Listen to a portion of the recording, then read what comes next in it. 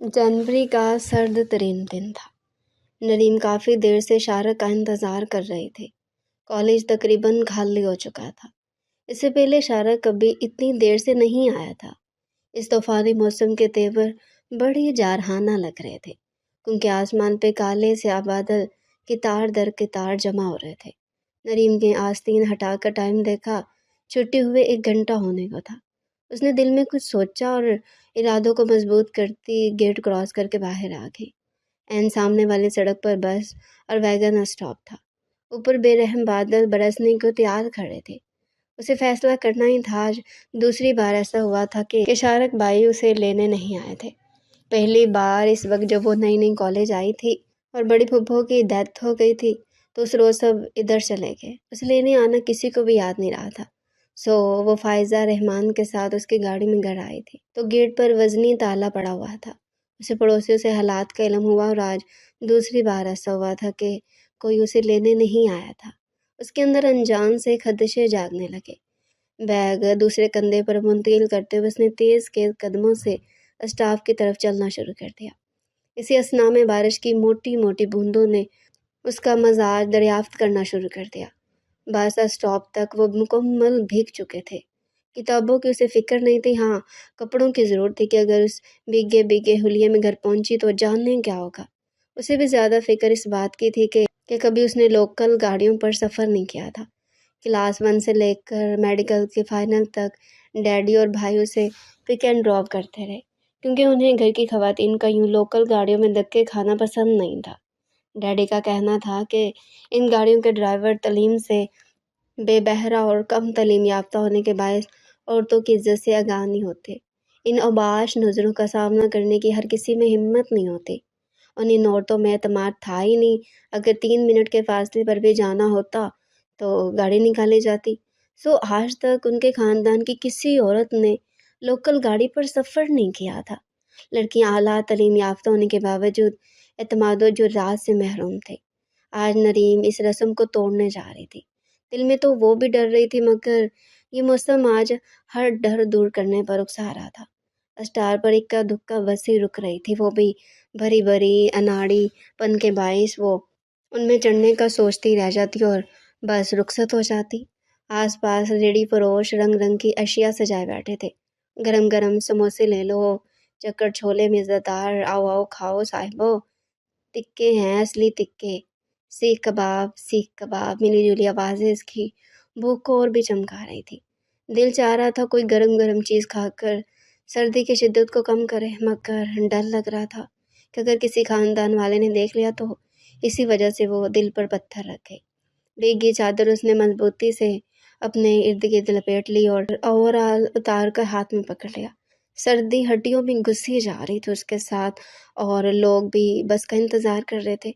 इस रोड पर इक्का दुक्का टैक्सियाँ और रिक्शे चलते थे, और जो आ रहे थे खाली नहीं थे। यही हाल सुजुकी का था। लोग ठूंस ठुसा कर बैठे हुए मौसम की शिद्दत से बचने की फिक्र में थे। नरीम रो देने को थी। आसपास कुछ लड़के मुसलसल मायनी खेज निगाहों में उसकी तरफ इशारे कर रहे थे। अल्लाह अल्लाह करके एक बस आई जो कदरे खाली थी। उसने इस बार हिम्मत करके बस का डंडा पकड़ा ही था और पूरी मजबूती से जोर लगाकर ऊपर चढ़ी। स्टॉप पर खड़े लोग भाग भाग कर अंदर दाखिल होना शुरू हो गए। नरीम को जो धक्का लगा वो गिरते गिरते बची। पूरी बस भरी हुई थी। वो ड्राइवर की सीट की पुश्त पर खड़ी हो गई।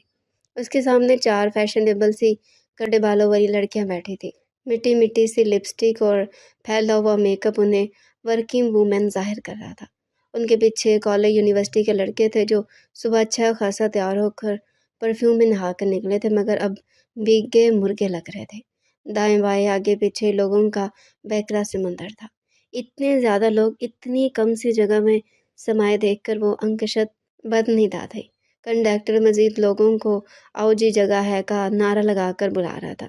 पीछे से उसे फिर धक्का लगा और वो ड्राइवर की सीट की तरफ उलटते उलटते बची। अगर वो अपने आप को संभाल ना लेती तो यकीनन इस वक्त ड्राइवर की गोद में आराम कर रही होती।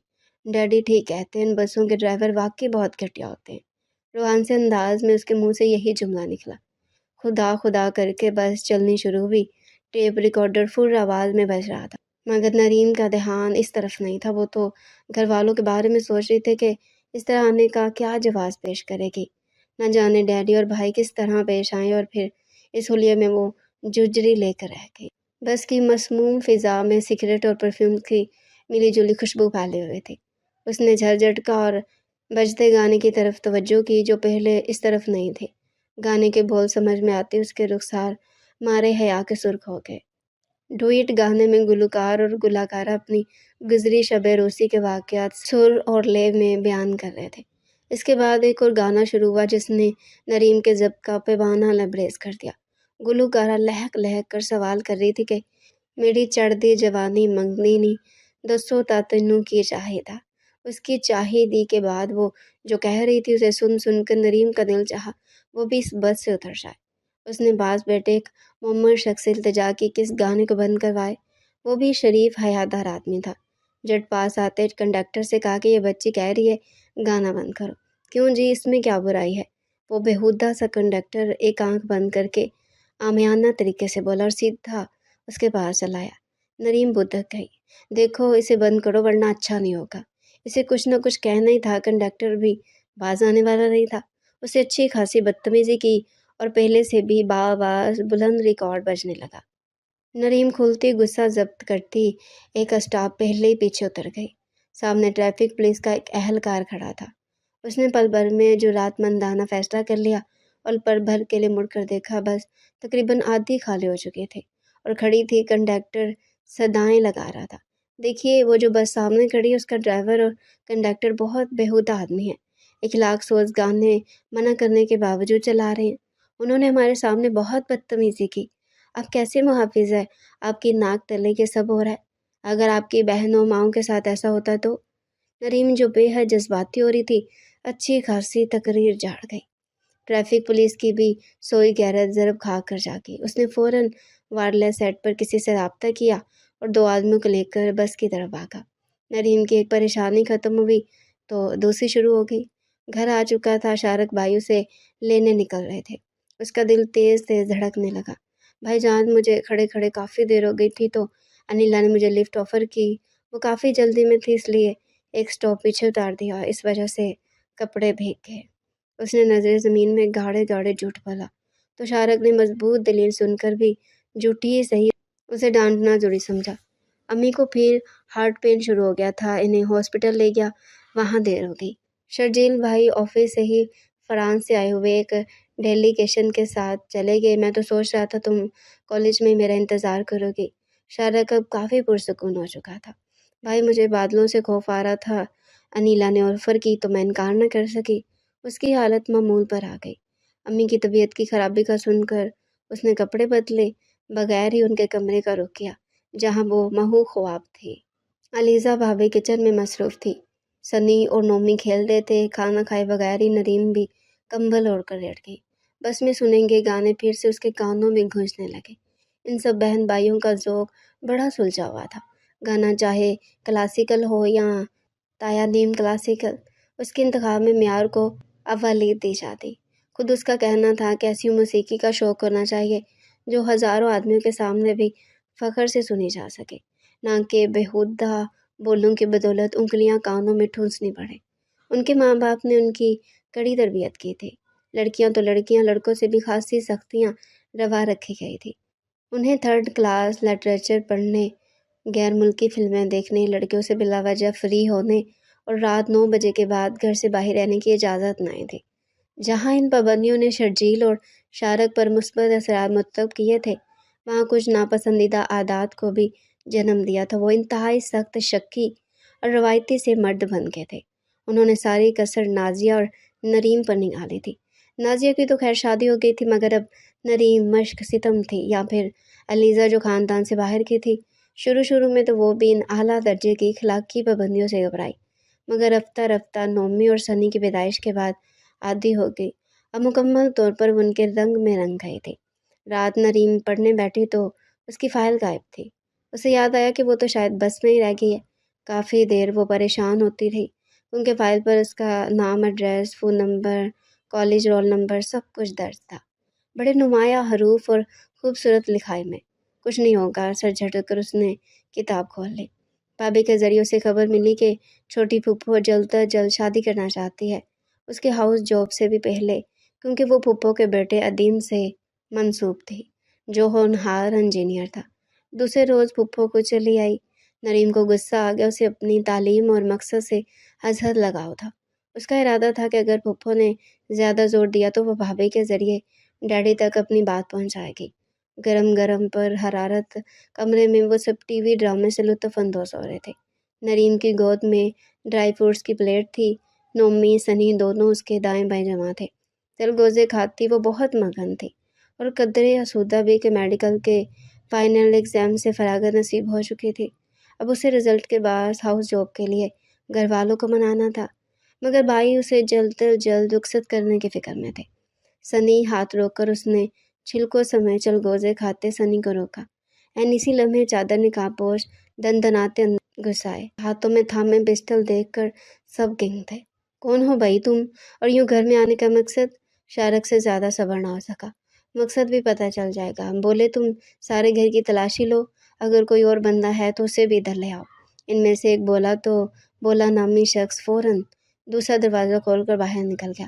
اب 3 رہ گئے تھے، ایک شرجیل اور شارق کو کور کیا ہوا تھا، دوسرا بچوں بھابھی اور نریم کے سر پر کھڑا تھا، تیسرا احمد ابرار اور بیگم احمد ابرار کے سامنے پستول اٹھائے ہوا تھا۔ سنی نومی مارے خوف کے دہک گئے تھے۔ نریم خود علیزہ میں گھسی جا رہی تھی۔ چوتھا شخص بھی آ گیا، ایک پستول بردار تینوں عورتوں کو غور سے دیکھ رہا تھا۔ بالآخر اس کی نظر نریم پر ٹکی۔ نقاب کے پیچھے سے اس کی جھانکتی پر غضب آنکھیں دیکھ وہ دہل سی گئی۔ یہی ہے وہ مڑ کر باقی تینوں سے مخاطب ہوا۔ اس سے پہلے کہ وہ کوئی کارروائی کرتا، شرجیل بول پڑا، خبردار جو اسے ہاتھ لگایا تو اسے سمجھاتے یہ ہاتھ لگانے والے کام ہی نہ کرتی۔ وہ طنزیہ صفاخانہ انداز میں تھا۔ اس نے جانے باقیوں کیا اشارہ کیا کہ انہوں نے سیکنڈوں میں کلوروفارم میں بھیگ کے رومال نکالے۔ پہلے مردوں کو قابو کیا گیا، پھر امی اور بھابھی کی باری آئی۔ سنی نومی مارے دہشت کے پہلے ہی بے ہوش ہو چکے تھے۔ ہاں، ایک نریم ہی تھی جس کے اعصاب شاید کافی مضبوط تھے۔ اس کے لیے کیا حکم ہے؟ وہ تینوں فارغ ہو کر بولے اور اس کی طرف اشارہ کیا۔ اسے بے ہوش مت کرنا۔ ساتھ ہی آگے بڑھ کر چوتھے نے اس کا منہ دبا لیا اور اسے کندھے پر ڈال لیا۔ چھوڑو مجھے، چھوڑو مجھے۔ گاڑی تک پہنچتے پہنچتے اس نے آزادی کی بہت کوشش کی۔ جو ہی اسے گاڑی میں ڈالا گیا، نریم نے ناخنوں کا استعمال کرتے ہوئے پکڑنے والے کو نوچ ڈالا۔ ایک زوردار تھپڑ پڑتے اس کی ساری بہادری رفو چکر ہو گئی۔ مجھے زیادتی پر مجبور مت کرو۔ اس کے دونوں ہاتھوں کو سختی سے جکڑتے ہوئے وہ شکی القلب آدمی بولا تو اس کی جان خزاں رسیدہ پتے کی طرح کام گئی تھی۔ یہ سفر ایک خوبصورت سے بنگلے کے سامنے تمام ہوا، مگر نریم کی ہوش کہاں تھی؟ جو وہ جائزہ لیتی اسے بے رحمی سے نیچے اتارا گیا۔ باقی تینوں جانے کہاں غائب ہو گئے تھے۔ چوتھا نقاب پوش اسے کمرے میں لے آیا اور نقاب اتار دیا۔ نریم کو یاد نہیں آ رہا تھا کہ اس آدمی کو اسے کیا دشمنی ہے۔ اس نے تو اسے دیکھا ہی پہلی بار تھا۔ شکل و صورت اور لباس سے تو وہ کسی اعلیٰ گھرانے کا مالک لگ رہا تھا۔ دیکھیں پلیز، مجھے چھوڑ دیں۔ وہ رو پڑی۔ چھوڑ دیں گی؟ اتنی جلدی کیا؟ صرف ایک رات کی بات ہے، صرف ایک رات کی۔ میں بھی ایک رات جیل میں رہا تھا، آپ کو بھی ایک رات ادھر رکھوں گا۔ کچھ نہ گنواتے ہوئے بھی لگے گا کہ جیسے سب کچھ گنوا بیٹھی ہے۔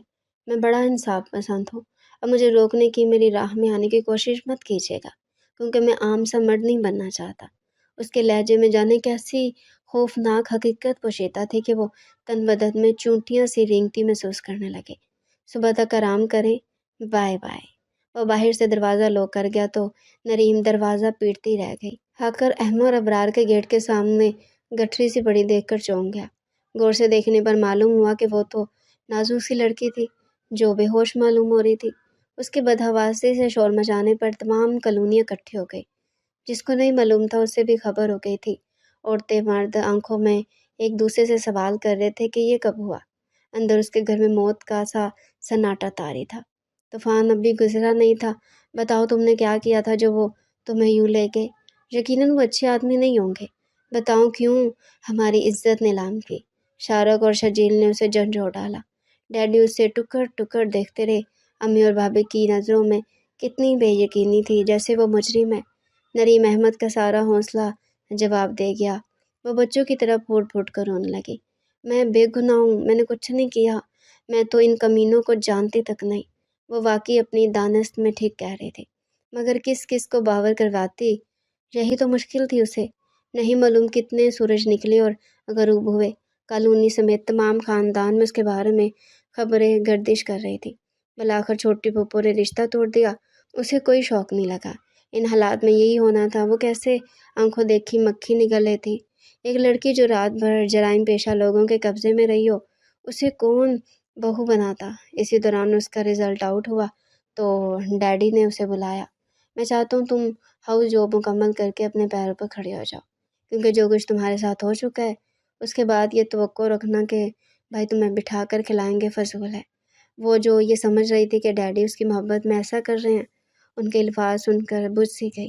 وہ تو ایسا اس لیے چاہ رہے تھے کہ وہ ان پر بوجھ نہ بنی رہے، اپنا کمائے۔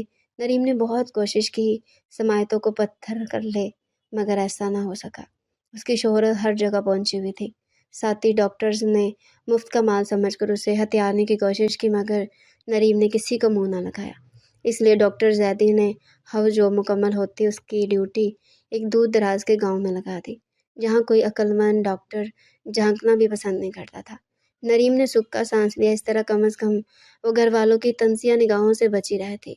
اس کی کولیگز وہی شہروں میں اچھے اچھے ہاسٹلز میں تھی۔ ایک اس سے ہی سزا دی گئی تھی کیونکہ وہ ڈاکٹر زیدی کی لچھے دار باتوں میں جو نہیں آئی تھی۔ ہاسپٹل تو ٹھیک ٹھاک تھا، مگر عدم توجہ اور گندگی کے باعث کھنڈر لگتا تھا۔ اس کی مدد کے لیے ایک عدد کمپاؤنڈر اور 3 عدد نرسیں پہلے سے موجود تھی، جس کا تعلق اسی علاقے سے تھا۔ نریم نے پہلے روز گھوم پھر کر سارے ہاسپٹل کا جائزہ لیا، جو گرد جالوں اور کوڑے کرکٹ سے اٹا ہوا تھا۔ سارا عملہ گھر بیٹھ کر تنخواہ کھا رہا تھا۔ ڈاکٹر کی آمد کا سنتے ہی کمپاؤنڈر اقبال، سمرین، صوفیہ اور ساجدہ بھاگی بھاگی آئیں۔ ان کا خیال تھا کہ یہ ڈاکٹر بھی پہلے کی طرح ہوگی، چند روز میں بھاگنے والی، اس لیے سب مطمئن تھے۔ دوسرے روز ہی نریم نے جمع درانی کو صفائی پر لگایا، بلکہ اپنی جیب سے پیسے دے کر وہ اضافی صفائی کروانے والے بلائے۔ اس کی درخواست پر ڈاکٹر زیدی نے مہربانی کرتے ہوئے رنگ و روغن کا کام بھی کروا دیا۔ ہفتہ 15 روز میں ہاسپٹل واقعی ہاسپٹل لگنے لگا۔ گاؤں کے باسی حیران تھے کہ ایسا کون سا دبنگ ڈاکٹر آیا جس نے آتے ہی برسوں پرانا ماحول یکسر ختم کر دیا۔ ڈاکٹر کی جگہ ایک نازک کامنی گندمی رنگت والی لڑکی کو دیکھ کر ان کی حیرانگی بجا تھی۔ کہاں ڈاکٹر نمرا، جس کے چہرے پر بیزاری چھائی رہتی۔ 3 دن اس نے مارے بنتے یہاں گزارے تھے۔ پھر ڈاکٹر سائمہ آئی، اس نے 6 ماہ گزارے، اور نئی ڈاکٹر آئی تھی جو دیکھنے میں کس طرح بھی ڈاکٹر معلوم نہیں ہوتی تھی۔ چہرے پر پھیلی نرم مسکراہٹ اور سبک نکوش نے گاؤں کے باسیوں کا حوصلہ بڑھا دیا تھا۔ چھٹے روز مریضوں کی آمد و رفت شروع ہو گئی۔ وہ اس کے اخلاق و نرم دلی سے ازحد متاثر ہوئے۔ 2-3 ہفتے گاؤں کی طرف سے اس کا کھانا آتا رہا۔ چند روز نریم چپ رہی، پھر ایک روز بڑی سہولت سے روک دیا۔ یہ غریب لوگ اب خود اپنا پیٹ کاٹ کر اس کے لیے مرغن کھانوں کا انتظام کرتے۔ اسے گوارا نہیں تھا ہاسپٹل میں جہاں اس کی رہائش تھی، وہاں کچن اور پکانے والی کی سہولت موجود تھی۔ زرینہ اسی گاؤں کی رہنے والی تھی، اب وہی اس کے لیے کھانا بناتی، صبح کا ناشتہ البتہ وہ خود تیار کرتی۔ اس دوران حویلی سے ان 2-3 بلاوے آ چکے تھے، جسے مصروفیت کے باعث وہ صرف نظر کر گئی تھی۔ سمرین، صوفیہ اور ساجدہ نے کہا بھی کہ یہ سب بکھیڑے بعد میں ہوتے رہیں گے، پہلے حویلی چلے، ایسا نہ ہو کہ وہاں کے مکین ناراض ہو جائیں۔ نریم نے انہیں کھری کھری سنائی۔ وہ چپ ہو گئی، مگر اندر ہی اندر یہ بات پھیل گئی کہ نئی ڈاکٹر بڑی مغرور ہے، حویلی والوں کو خاطر میں نہیں لا رہے۔ جس روز چودھری طارق سے سامنا ہوا، ہوش ٹھکانے آ جائیں گے۔ وہ خود تینوں حویلی جانے کے لیے بڑی بے قرار تھی۔ جہاں چودھری طارق رہتا تھا، کافی روز سے اس کا سامنا نہیں ہوا تھا۔ اب حویلی سے دعوت کا بلاوا آیا تھا تو وہ کافی خوش ہوئی، مگر نریم نے ساری خوشیوں کو پانی کر دیا۔ کسی طرح جاکے نہیں دے رہی تھی۔ وہ لوگ اندر سے خوفزدہ بھی تھی کہ یہ بات چودھری طارق کو ضرور بری لگے گی، اور ہو سکتا ہے کہ وہ ہاسپٹل ہی آ جائیں۔ اس سے پہلے ہاسپٹل میں آنے والے ہر نئے ڈاکٹر کی حویلی میں دعوت کی جاتی تھی، اور وہ اسے اپنی خوش قسمتی تصور کرتا تھا۔ بڑی اماں، یہ نئی ڈاکٹر تو اتنی اوکھی اور بھاری کیوں پڑ رہی ہے؟ بس آیا گیا ہے، اگر آج بھی نہ آئی تو بہت برا ہوگا۔ طارق شارٹ گن صاف کرتے ہوئے بڑبڑایا تو نسرین بیگم نے اسے ناراض نگاہوں سے گھورا۔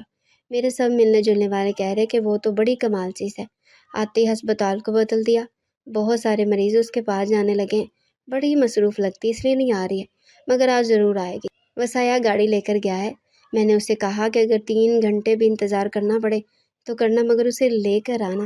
تم جی برا مت کرو، انہوں نے رسان سے پوتے کو سمجھایا جو بڑا اکھڑا اور خود سرسا تھا۔ چلو دیکھ لیتے ہیں آپ کی ڈاکٹر کو بھی، وہ تنزیہ بولا اور گن اٹھائے نکل گیا۔ سمرین، صوفیہ اور ساجدہ تینوں اپنے اپنے گھروں سے تیار ہو کر آ گئی تھی اور ان کی تیاری دیکھنے سے تعلق رکھتی تھی۔ ریشمی تیز رنگ کے کپڑے، گہرا میک اپ، بنی ہوئی بنویں چہرے پر بلیچ کریم کے تازہ تازہ کوٹ اور بالوں کے عجیب سے سٹائل ان کے برعکس نریم آسمانی رنگ کے سادہ سے کپڑوں میں ملبوس بغیر کسی میک اپ کے تھے۔ اسے یوں دیکھ کر تینوں نے گویا سر پیٹ لیا۔ آپ یوں جائیں گی؟ ساجدہ حیران ہوئی۔ ہاں، کیوں میں یوں نہیں جا سکتی؟ ویسے بھی یہ گاؤں کی ایک دعوت ہے، شادی کی نہیں، جو میں اس قدر تیار ہو کر جاؤں۔ شادی کی بھی ہو تو میں زیادہ فکر مند نہیں ہوتی، کیونکہ سادگی مجھے پسند ہے، وہ آسمانی رنگ کا دوپٹہ اوڑھتے ہوئے بولی۔ دل ہی دل میں ساجدہ بل کھا کر رہ گئی۔ ہو نہ ہو ایسی بھی کیا سادگی کہ منہ دھلا دلایا ہو، نہ کوئی لپسٹک، نہ مسکارا، نہ آئی شیڈ، نہ بلش آن۔ ہم تو باز آئے ایسی سادگی سے۔ وہاں چودھری طارق بھی تو ہوگا۔ اس کا تصور کرتی ساجدہ کے ہونٹوں پہ مسکراہٹ مچل گئی۔ اس شاندار سی حویلی میں سب سے پہلے ایک معمر عورت نے اس کا استقبال کیا، جو بڑی اماں کے نام سے پکاری جاتی تھی۔ پھر ان کی 3 بہویں آئیں جو کافی اخلاق سے ملی۔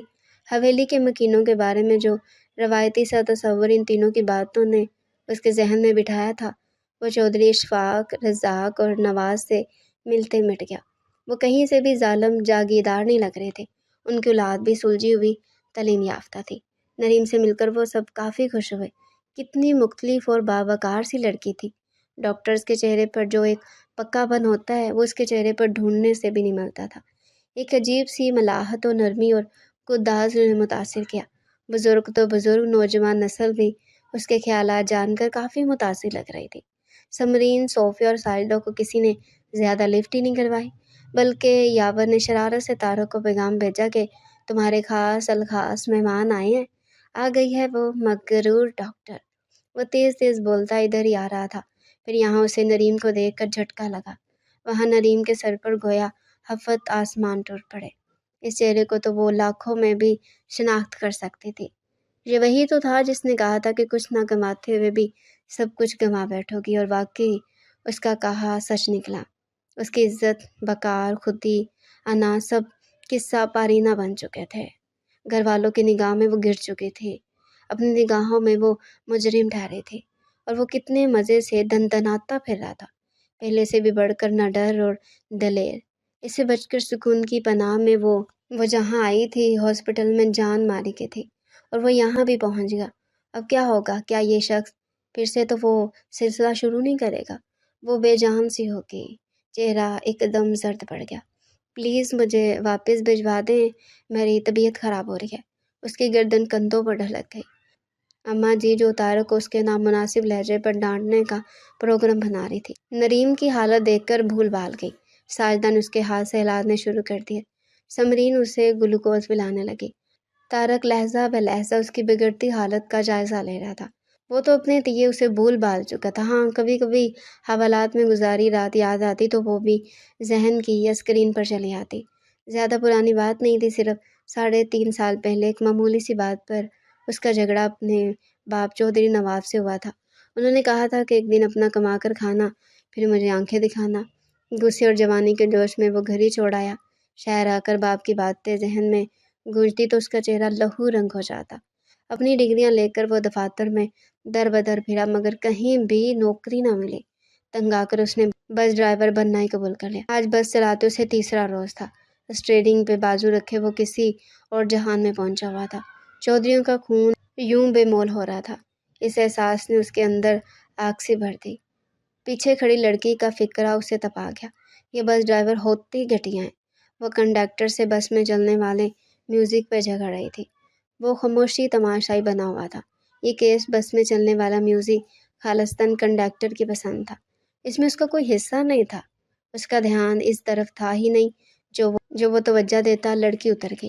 ٹریفک پولیس کا سپاہی اندر آیا۔ پلک جھپکتے ہی اسے اور کنڈکٹر کو پکڑ لیا گیا۔ انچارج صاحب کہیں گئے ہوئے تھے، دونوں کو حوالات میں پہنچا دیا گیا۔ بس بھی تھانے کے احاطے میں تھی۔ رات بھر طارق بھوکے شیر کی طرح بند لاک اپ میں ٹہلتا رہا۔ चौधरी नवाज का बेटा, जिसके सामने लोग हाथ बांधे हुक्म के मुंतज़िर रहते। वो यूं बेयारो मददगार एक आम आदमी की तरह यहाँ था। सुबह इंचार्ज आया, इत्तेफाक से वो चौधरियों का जानने वाला निकला। उसने माजरतें की और उसे छोड़ दिया। बस की चाबी और दीगर कागजात भी उसके हवाले किए गए। तारक का कुछ सामान बस में था। वो निकालते निकालते उसकी निगाह एक काली फाइल पर पड़ी। नरीम अहमद। उसने ज़ेरे लब पढ़ा। उसके सिवा ये किसी की नहीं हो सकती थी, क्योंकि उसकी सीट के पीछे वही खड़ी थी। फिर हाथ में थामा सफ़ेद ओवरऑल उसके खदशे सच साबित करने के लिए काफ़ी था, क्योंकि ये फाइल बता रही थी कि वो लड़की मेडिकल की स्टूडेंट है। फिर वो सवाल भी मेडिकल कॉलेज के सामने वाली सड़क से हुए थे। तारक ने उसकी हल्की सी झलक देखी थी, बस वही काफ़ी था। सबसे पहले वो गांव पहुंचा, बाप से माफ़ी मांगी क्योंकि उनके मुशाहदात गलत नहीं थे। फिर उसने नरीम अहमद को सबक सिखाने के लिए घर से उठवा लिया और उसे अपने बंगले पर ले गया और अपनी तौहीन का बदला उससे लेना चाहता था। ये एहसास इस कदर हावी था कि नरीम का हुस्न भी उसे मतवज्जो न कर सका, वरना वो यकीनन कुछ और भी कर गुजरता। फिर कुदरत ही ऐसा नहीं चाहती थी। वो उसका दरवाज़ा लॉक करके बाहर आ गया। सुबह होते ही उसके कारिंदे उसे एडवोकेट अहमद अबरार के गेट पर फेंक आए। उसका इंतकाम पूरा हो चुका था। वो शांत हो गया। एक मामूली सी लड़की ने जो जुर्रत दिखाई, उसका फल भी पा लिया। अब वो मुतमईन था। हाँ, कभी कभी एक रोती हाथ जोड़ती लड़की तस्वीर में आती तो वो झटक देता। आज उसे यहाँ देखकर, वो भी डॉक्टर के रूप में, वो काफ़ी हैरान हुआ। जो कुछ तारक ने उसके साथ किया था, उसके बाद उसका डॉक्टर बनना हैरत अंगेज़ अमर ही था। काफ़ी बाहिम्मत लड़की थी। इस क्राइसिस से निकल कर जो आई थी। प्लीज़ मुझे घर भिजवा दे। उसकी तबीयत संभल चुकी थी। सामने बैठे तारक से उसने निगाह नहीं मिलाई। बेटा, अभी कैसे जा सकती हो? के बाद इजाज़त मिलेगी, नसरीन बेगम मोहब्बत से बोली तो बाकियों ने भी तायद की। साजिदा, सोफिया और समरीन तीनों तारक से बातें कर रहे थे। खाने से भी उन्होंने इंसाफ किया। उसने तो बस रस्म ही पूरी की और जाने की इजाज़त तलब की। नसरीन ने ताला की शख्सियत का पहला तासुर मिटाने के लिए ये किया कि उसे कहा कि इन चारों को छोड़ाए। जहाँ वो तीनों खुश हुई, नरीम बुदक गई। नहीं नहीं, मैं खुद चली जाऊंगी। मगर इसके इनकार को अहमियत नहीं दी गई। तारा गाड़ी निकालने लगा था। वो सब उन्हें बड़े गेट तक छोड़ने आए। न जाने नरीम में कैसी कशिश थी जिसने सबको असीर कर लिया था। डरते डरते वो बैठ ही गई। साजदा अगली सीट पर तारक के साथ बैठी थी। समरीन और सोफिया को गुस्से में आना लाजमी था। वो दोनों सरगोशियों में दिल के फफोले फोड़ रही थी। रीम अंदर ही अंदर डर रही थी। उसने पहले सोफिया और साजदा को उतारा, आखिर में नरीम का नंबर था। प्लीज़ मुझे पहले उतारिएगा, उसने गाड़ी मोड़ते तारक से सर्द से लहजे में कहा। अंधेरे में उसके तासरात देखने की उसने नाकाम कोशिश की। फिर उसने पहले नरीम को ही उतारा। जब वो उतरी तो तारक समरीन को बैठने की हिदायत करके उसके पीछे आया। प्लीज़ जो हुआ उसे भूल जाइएगा। तारक और ये लहजा, वो खुद हैरान हुआ। नरीम ताला खोलकर उसकी बात पे चंदा ध्यान दिए बगैर अंदर गायब हो गई। उसे यकीन नहीं आ रहा था ये जुमला तारक की ज़ुबान से निकला है, इसी शकी अलकब सफाक आदमी की ज़ुबान से, जो उसे बदनामियों के अंधे घार में फेंक कर मुतमईन था। ठीक हुआ जो भी हुआ, मगर अब तुम्हें नरीम अहमद अपने साथ वो सलूक हरगिज़ नहीं करने देगी। वो अब इस वक्ती कैफ़े से निकल आई थी, जो तारक के अचानक सामने आने के बायस पैदा हुए थे। डॉक्टर जैदी के रवैये के बाद उसने यही अंदाज़ा लगाया था कि उसे अब डर डर के नहीं जीना है। अगर ऐसा करेगी तो सब उसे हकीर कीड़े मकोड़े की तरह कुचलते गुजर जाएंगे। जो हुआ देखा जाएगा, खुदा मेरे साथ है। ऊपर वाले के सुपुर्द सारा मामला छोड़कर वो मुतमईन सी होकर सो गई। हॉस्पिटल के बरामदे में शोर सा हो रहा था। नरी मामला जानने को बाहर निकली। तारक को यावर और खावर उसके चचाजाद दाएं बाएं से थामते हुए अंदर ला रहे थे। उसके चेहरे पर जंजलाहट सी थी, जैसे उसे यह सब पसंद नहीं आ रहा हो। उसके बाजू पर कपड़ा भी बंधा हुआ था। डॉक्टर नरीम तारक स्पोर्ट्स बाइक से गिरकर बाजू की हड्डी जख्मी कर बैठा है। गोश्त को भी नुकसान पहुंचा है। यावर ने जल्दी जल्दी बताया। तारक के तासरात से हरगिज़ नहीं लग रहा था कि वो तकलीफ में है। नरीम ने जल्दी जल्दी पट्टी नुमा कपड़ा उतार के बाजू का जायजा लिया। ये केस उसके बस से बाहर का था, क्योंकि यहाँ इतनी सहूलियात ही नहीं थी।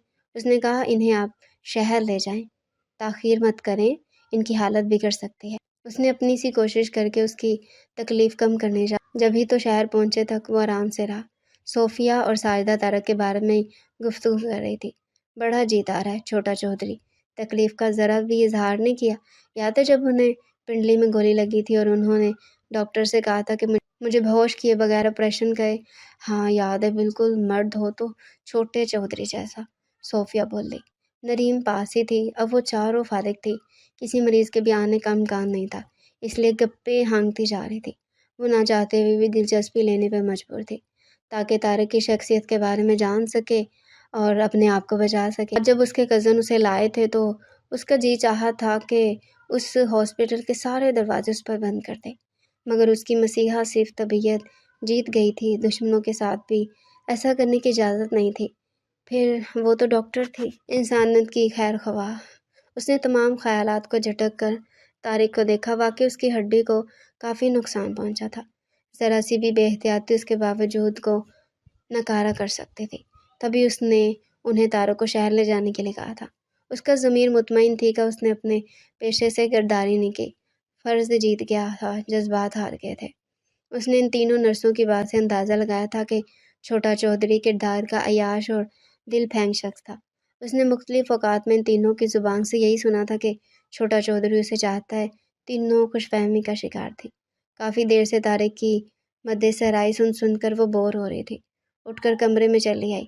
یہ تو بڑی سڑی ہے، پہلے والی ڈاکٹر تو بڑی اچھی تھی، صرف چودھری کی وجہ سے ٹکی ہوئی تھی۔ ٹکتی بھی کیوں نہ، ایسا روب داب، یہ شان و خوبرو مردانگی انہوں نے شہر میں کہاں دیکھی ہوگی۔ ایسے ہی تو سارے پنڈ کی لڑکیاں چودھری پر نہیں مرتی ہیں۔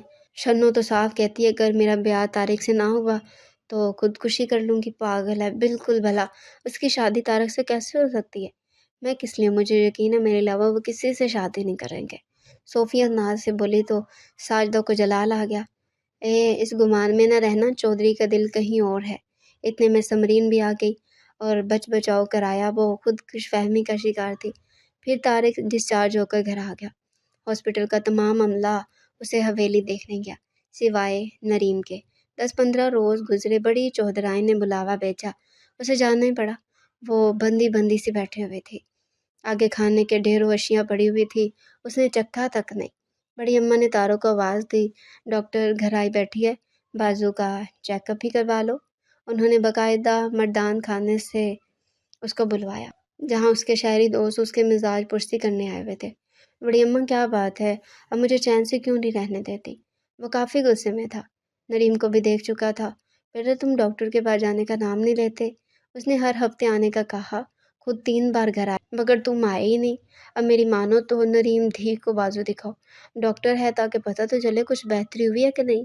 وہ لجاجت سے بولی، بڑی اماں پلیز اب مجھے یوں ہر کسی کے سامنے بیمار شو مت کریں، میں ٹھیک ہوں، اگر اتنی فکر ہے تو پلاسٹر آن سے کھلواؤں گا۔ اب خوش؟ وہ چھپاک سے دروازہ کھول کر اندر غائب ہو گیا۔ نریم کو کافی غصہ آیا، اپنی توہین سی محسوس ہوئی، مگر اس کی نظر اندازی اس بات کا ثبوت تھی کہ وہ اپنی بے عزتی بھول چکا ہے۔ ڈاکٹر نریم چودھری طارق آئے ہیں۔ سمرین بھاگتی ہوئی آئی تھی، جس کے باعث اس کا سانس پھولا ہوا تھا۔ کسی صوبے کے گورنر یا وزیر اعظم صاحب تو نہیں آئے ہیں جو تم یوں بدحواس ہو رہی ہو؟ نریم نے اسے ٹھیک ٹھاک ڈانٹا۔ اندر آتا طارق اس کا جملہ سن چکا تھا۔ سمرین کا چہرہ خفت سے لال ہو گیا۔ طارق نے بے نیازی کا اشتہار بنی نریم کو دیکھا اور کرسی گھسیٹ کر اس کے سامنے بیٹھ گیا۔ میں پلاسٹر کھلوانے آیا ہوں، کیا اس کی سہولت آپ کے ہاسپٹل میں ہے یا نہیں؟ وہ تنزیہ بولا، تاک کڑوا ہوا تھا مگر وہ جھیل گئی۔ جی ہاں بالکل، وہ پیشہ ورانہ انداز میں بولی اور اٹھ کھڑی ہوئی۔ ادھر بیٹھے، وہ دوسری طرف اشارہ کرتی ہوئی بولی تو بادل نخواستہ اس کی ہدایت پر عمل کرنا ہی پڑا۔ اس کے نازک ہاتھ طارق کے بازو پر مصروف عمل ہو چکے تھے۔ اب آپ نے چند روز تک اس ہاتھ سے کام نہیں کرنا ہے، نہ کوئی وزن اٹھانا ہے، ابھی ہڈی ٹھیک طرح سے بیٹھی نہیں ہے، آپ ہی کو نقصان ہوگا۔ وہ فارغ ہو کر سامان جگہ پر رکھتے ہوئے اسے ہدایات دے رہی تھی۔ وہ رات کا کھانا کھا کر فارغ ہونے کے بعد ابھی بستر میں گھسی تھی جب زرینہ نے بتایا کہ باہر چودھری صاحب وصایا کے ساتھ آئے۔ اس کا دل ہر گزر بسر سے نکلنے کو نہیں چاہ رہا تھا، چونکہ یہ پتہ نہیں تھا کہ کون سے چودھری آئے ہیں، اس لیے وہ شور لیتی نکل آئی۔ نہ جانے کیا ہو گیا تھا جو رات کو آفت آ پڑی تھی۔ اسے سخت نیند آ رہی تھی، اس لیے کوفت ہو رہی تھی۔ طارق کو دیکھ کر جھنجھلاہٹ میں اور بھی اضافہ ہوا، مگر اس کے چہرے پر شدید تکلیف کے آثار تھے۔ اس کا بایاں بازو دیکھتے ہی وہ جان گئی کہ موصوف نے ضرور اس ہاتھ سے کچھ وزن اٹھایا ہے۔ بتائیے کیا ہوا ہے؟ اب کوشش کے باوجود اس کا لہجہ رسمی سا بھی نرم نہیں تھا۔ اصل میں نے دن کو کچھ ایکسرسائز کی تو اس ہاتھ سے ویٹ بھی اٹھایا، تب سے تکلیف بڑھتی جا رہی ہے۔ طارق نے اس کا لہجہ نظر انداز کر دیا۔ نہ جانے کیوں تکلیف آپ کو دن سے ہو رہی ہے اور تشریف آپ رات کو لائے ہیں، کیا ضرورت تھی آنے کی؟ وہ اسے ڈانٹنے لگے۔ وہ دانتوں پہ دانت جمائے خاموش رہا، وگرنہ دل چاہ رہا تھا کہ اس نازک مگر سخت سی لڑکی کو تھپڑ مار کر خاموش کروا دے، جو مسلسل اس کی شخصیت کے پرخاشیں اڑا رہی تھی۔ نریم نے دراز میں سے ٹیوب نکالی اور پہلے ہیٹر آن کیا۔ سردی کافی زیادہ تھی۔ گیس کچھ ماہ پہلے چودھریوں کی مہربانی سے اس گاؤں کے پاسوں کو میسر آئی تھی۔ وہ کرسی گھسیٹ کر کھڑی ہو گئی۔ بازو سامنے لائیے، وہ بے تاثر لہجے میں بولے۔ پھر اس نے بڑی نرمی سے اس درد کش مرہم سے طارق کے بازو کی مالش شروع کی۔ اسے آرام آنے لگا۔ طارق نے بڑی بے خوفی سے پل بھر میں اس کا جائزہ لے ڈالا۔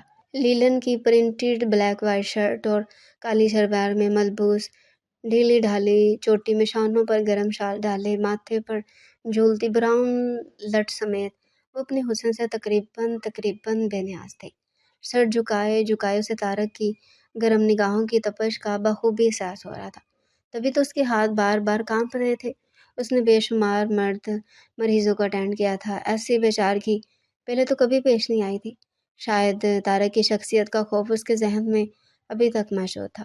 طارق کی بے چین نگاہیں اس کی گداز کلائیوں سے ہوتی اس کے مومی سفید ہاتھوں پہ ٹھہر گئی، جو اس کے سفید بازو پر بہت کمزور لگ رہے تھے۔ ان کا کانپنا، رکنا، ٹھہرنا اسے بڑا دلکش لگ رہا تھا۔ وہ خوبصورت خیالوں کی روح میں بہنے لگا، پھر کسی انجان خیال سے چونکا اور اچانک اپنا ہاتھ نریم کے ہاتھ پر رکھ دیا۔ بس کریں، آئی ایم آل رائٹ۔ نریم کا ہاتھ ایک بار پھر اس کے ہاتھ کے نیچے کانپا اور اس کی رنگت میں زردی سی آ گئی۔ طارق نے فوراً اپنا ہاتھ ہٹا لیا۔ آپ کو پرسکون نیند سے اٹھائے جانے پر معذر چاہتا ہوں۔ اس کی آنکھیں ابھی تک نیند کے خمار سے گلابی لگ رہی تھی۔ اب میں آپ کو آخری بار وارن کر رہی ہوں کہ اس ہاتھ سے ویٹ مت اٹھائیے گا، نہ ایکسرسائز کیجیے گا، ورنہ بازوؤں کے پٹھوں سمیت ہڈی پر زور پڑے گا۔ وہ طارق کو واپسی کے لیے پٹ تولتے دیکھ پر بولی تو اس نے اس بات میں سہ لایا اور پلٹ کر بولا، آئی ایم سوری نریم، میں نے آپ کو کافی ہرٹ کیا۔ اب ہو سکے تو اس واقعے کو بھول جائیے گا۔ اس بار اس کے لہجے میں رسمی سی ندامت نہیں تھی، بلکہ واقعی حقیقی معنوں میں وہ شرمندہ لگ رہا تھا۔ وہ اعتبار کرنے پر تیار نہیں تھی۔ چوکیدار کو گیٹ بند کرنے کی ہدایت دے کر وہ دوبارہ کمرے میں آ گئی۔ چودھری صاحب، غالباً آپ کا یہ نیا ایکٹ ہے، مگر میں دو میں آنے والی نہیں ہوں۔ وہ لحاف منہ پہ ڈالتی سوچوں میں ڈوب گئی۔ طارق کے بازو کے ٹھیک ہونے کی خوشی میں تقریباً تمام خاندان والوں کو مدعو کیا گیا تھا۔ اس موقع پر نسرین بیگم اور طارق کی والدہ رقیہ نریم کو بھی مدعو کرنا نہیں بھولے تھے۔ وہ جانا تو نہیں چاہ رہی تھی، مگر بڑی چوترائن جب خود آئی تو اسے جانا ہی پڑا۔ طارق کے تمام کزن موجود تھے۔ نریم اکثر کو پہلی بار دیکھ رہی تھی۔ سب اعلیٰ تعلیم یافتہ تھے، کچھ کی شادی ہو چکی تھی، کچھ کمارے تھے۔ ان کی ہنسی، شرارتیں اور مسکراہٹیں بتا رہی تھی کہ وہ سب آپس میں محبت کی ڈور سے منسلک ہیں۔ نریم انگوری رنگ کے سوتی سوٹ میں ملبوس اپنے سادہ سے حلیے کے باوجود بڑی دلکش لگ رہی تھی۔ طارق کسی پر نگاہ رکھے ہوئے تھے۔ اپنے بدلتے خیالات کے ہاتھوں اس نے دل میں خود کو بڑا ذلیل کیا تھا، مگر آج کوئی اس کے اندر سے بار بار کہہ رہا تھا کہ سب کچھ کہہ ڈالے کہ نریم احمد نے اس کا سکون لوٹ لیا ہے، اس کی نیندیں چرانے کی مجرم ہے، اور یہ کہ وہ سب کچھ ہار چکا ہے۔ یہ ہارنے کا احساس ہی بڑا دلکش تھا۔ اس نے پاس کھڑی نریم کو بڑی چاہت سے دیکھا اور ادھر ادھر دیکھتا اس کے قریب ٹھہر گیا۔ نریم، مجھے آپ سے بہت ضروری بات کرنی ہے، صرف چند منٹ لوں گا، میرے ساتھ چلیں گی؟ اسے شوق سے لگا۔ کیا کہہ رہے ہیں آپ؟ اس کی خوفزدہ آواز حلق سے برآمد ہوئی۔ یہی کہ میرے کمرے میں چلیں، بہت ضروری بات کرنی ہے۔ ہرگز نہیں، میں آپ کے کمرے میں نہیں جاؤں گی۔ وہ پریشان نگاہوں سے چاروں طرف دیکھ رہی تھی۔ نریم پلیز، میرا یقین کریں، میں کوئی ایسی ویسی بات نہیں کروں گا، میرا اعتبار کریں، وہ لجاجت سے بولا۔ نہیں نہیں، وہ تیزی سے چلتی ایک طرف نکل گئی تو وہ ہاتھ پر مکہ مار کر رہ گیا۔ وہ ہال میں آگے جہاں موسیقی کی محفل سجی ہوئی تھی، وہ طارق کی پھپھو زاد سارا کے پاس بیٹھ اسٹیج پہ نیا گلوکار پرانے نغمے گا رہا تھا۔ ذرا تم بھی سوچو، بچھڑ کے یہ ملنا محبت نہیں ہے تو پھر اور کیا ہے؟ ملے ہو مگر اجنبی بن رہے ہو، قیامت نہیں ہے تو پھر کیا اور ہے؟ یہ کس جرم کی تم سزا دے رہے ہو؟ خدا کے لیے ہم کو اتنا بتا دو، عداوت نہیں ہے تو پھر اور کیا ہے؟ طارق بھی آ گیا تھا۔ اس کا چپ نام بیکار گیا تھا۔ وہ سارا اور اس کے سامنے بیٹھ گیا۔ سبھی انجوائے کر رہے تھے، ایک وہی دی جو خوفزدہ تھی۔ نریم آپ کو میری بات سننی پڑے گی، وہ سارا کے دوسری طرف متوجہ ہونے پر بولا تو وہ پاس آتی بڑی چوہدران کو دیکھ کر کھڑی ہوگی۔ پلیز مجھے گھر بھجوا دیں، رات بہت ہو گئی ہے۔ دی ایک بات تو بتاؤ، تم مجھے بڑی چوہدرائن یا پھر نام لیے بغیر بلاتی ہو؟ میرے دل کو اس سے بڑی تکلیف ہوتی ہے۔ سب کی طرح مجھے بڑی اماں کہا کرو، مجھے خوشی ہوگی۔ اور ٹھہرو، میں وسایا سے کہتی ہوں تمہیں چھوڑ آئے۔ شکریہ بڑی اماں، وہ ان کے ہاتھ تھام کر متشکرانہ انداز میں بولی تو وہ نہال ہو گئی۔ پھر 5 منٹ بعد سارا آ کر بولی جائیں، گاڑی تیار کھڑی ہے۔ اس نے ادھر ادھر دیکھا، وہ کہیں نہیں تھا۔ شکر کا سانس لیتی ہی سب کو الوداعی سلام دے کر وہ نیم اندھیرے میں کھڑی گاڑی میں بیٹھ گئی۔ چلو بس آیا، جلدی کرو، وہ ایزی ہو کر بولی، مگر چند منٹ بعد احساس ہوا کہ وسایا پرفیوم تو استعمال نہیں کرتا۔ اتنی قیمتی خوشبو استعمال کرنے کا وہ متحمل بھی نہیں ہو سکتا تھا۔ پھر یہ کون تھا؟ طارق؟ ہاں یقیناً، 100% طارق، وہی یہ پرفیوم استعمال کرتا ہے۔ پلیز گاڑی روکے۔ کیوں، آپ نے آگے آنا ہے میرے ساتھ؟ یقیناً میری قسمت اتنی اچھی نہیں ہے، ویسے آگے بیلے پر میں گاڑی آپ کے نہ کہنے کے باوجود بھی روکتا۔ گھر میں نے بڑی کوشش کی کہ آپ میری بات سن، مگر نہیں، آپ تو پلو ہی نہیں پکڑوا رہی ہیں، اس لیے کرنا پڑا۔ لیجئے، میری منزل آ گئی، یہاں آپ سے بات کروں گا۔ اس طرف رات کو انسان آتے ہوئے ڈرتے ہیں، صرف جنگلی جانور ہوتے ہیں، اس لیے کوئی خطرہ نہیں ہے۔ وہ یہ سب کچھ کیوں کہہ رہا تھا؟ یقیناً اس کے ارادے نیک نہیں تھے۔ اس سنسان بیلے پہ رکنا کیا معنی رکھتا تھا؟ اگر آپ نے مجھے ہاتھ لگایا تو اچھا نہیں ہوگا، میں شور مچا کر سب کو اکٹھا کر لوں گے اور اس چہرے سے نقاب اتار پھینکوں گے۔ گاڑی رک چکی تھی۔ نریم نے بجلی کی سی تیزی سے دروازہ کھول کر دوڑ لگائی اور اندھیرے میں گرے درختوں سے ٹھوکر کھا کر گری، مگر ہمت سنبھالتی دوبارہ کھڑی ہو گئی۔ مگر اب سامنے طارق کا چٹانی وجود اب سامنے تھا۔ ٹھیک ہے نریم احمد، میں ہمیشہ اس بے اعتباری کو یاد رکھوں گا، اور یہ بتا دو کہ میرے چہرے پر نقاب نہیں ہے، میں جو کچھ ہوں سب کے سامنے ہوں۔ ہاں، یہ سختی سرکشی میری طبیعت کا خاصہ ہے، اور ہٹ درمی بھی، وہ مزید بولی اور ایک قدم پیچھے ہوئی۔ آئیے بیٹھے، میں آپ کو چھوڑاؤں، اگر گاڑی میں نہیں جانا چاہیے تو آپ کی مرضی، وہ بے تاثر لہجے میں بولا۔ پھر وہ اسے اتارتے ہوئے گاڑی کو تیزی سے موڑتے ہوئے غائب ہو گیا۔ نریم کو شدید بخار نے آ لیا۔ سارے گاؤں میں خبر پھیل گئی کہ ڈاکٹر نے بیمار ہو گئی۔ وہ 3 روز سے لاچار بستر میں پڑی ہوئی تھی۔ سارا ہاسپٹل نرسوں اور کمپاؤنڈر کے بل بوتے پر چل رہا تھا۔ اس روز چوہدرائن طارق کے ساتھ نریم کو خود دیکھنے چلی آئی۔ وہ برآمدے میں کھڑی نرسوں کی کلاس لے رہی تھی، جنہوں نے نریم کی طبیعت کا بتایا تک نہیں۔ طارق اندر چلا آیا، جہاں وہ بستر پر نڈھال سے انداز میں لیٹے ہوئے تھے۔ اسے دیکھ کر اٹھنے کی ناکام سی کوشش کی۔ طارق نے دونوں ہاتھوں سے دباؤ ڈالتے ہوئے اسے لٹا دیا۔ دیکھا میری بات نہ سننے کا نتیجہ، بیمار پڑ گئی نا؟ اگر میری درخواست سن لیتی تو کیا جاتا آپ کا؟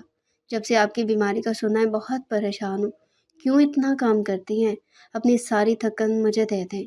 وہ اس پہ جھکے بولا تو نریم پوری جان سے لرز گئی۔ اگر کوئی دیکھ لیتا تو؟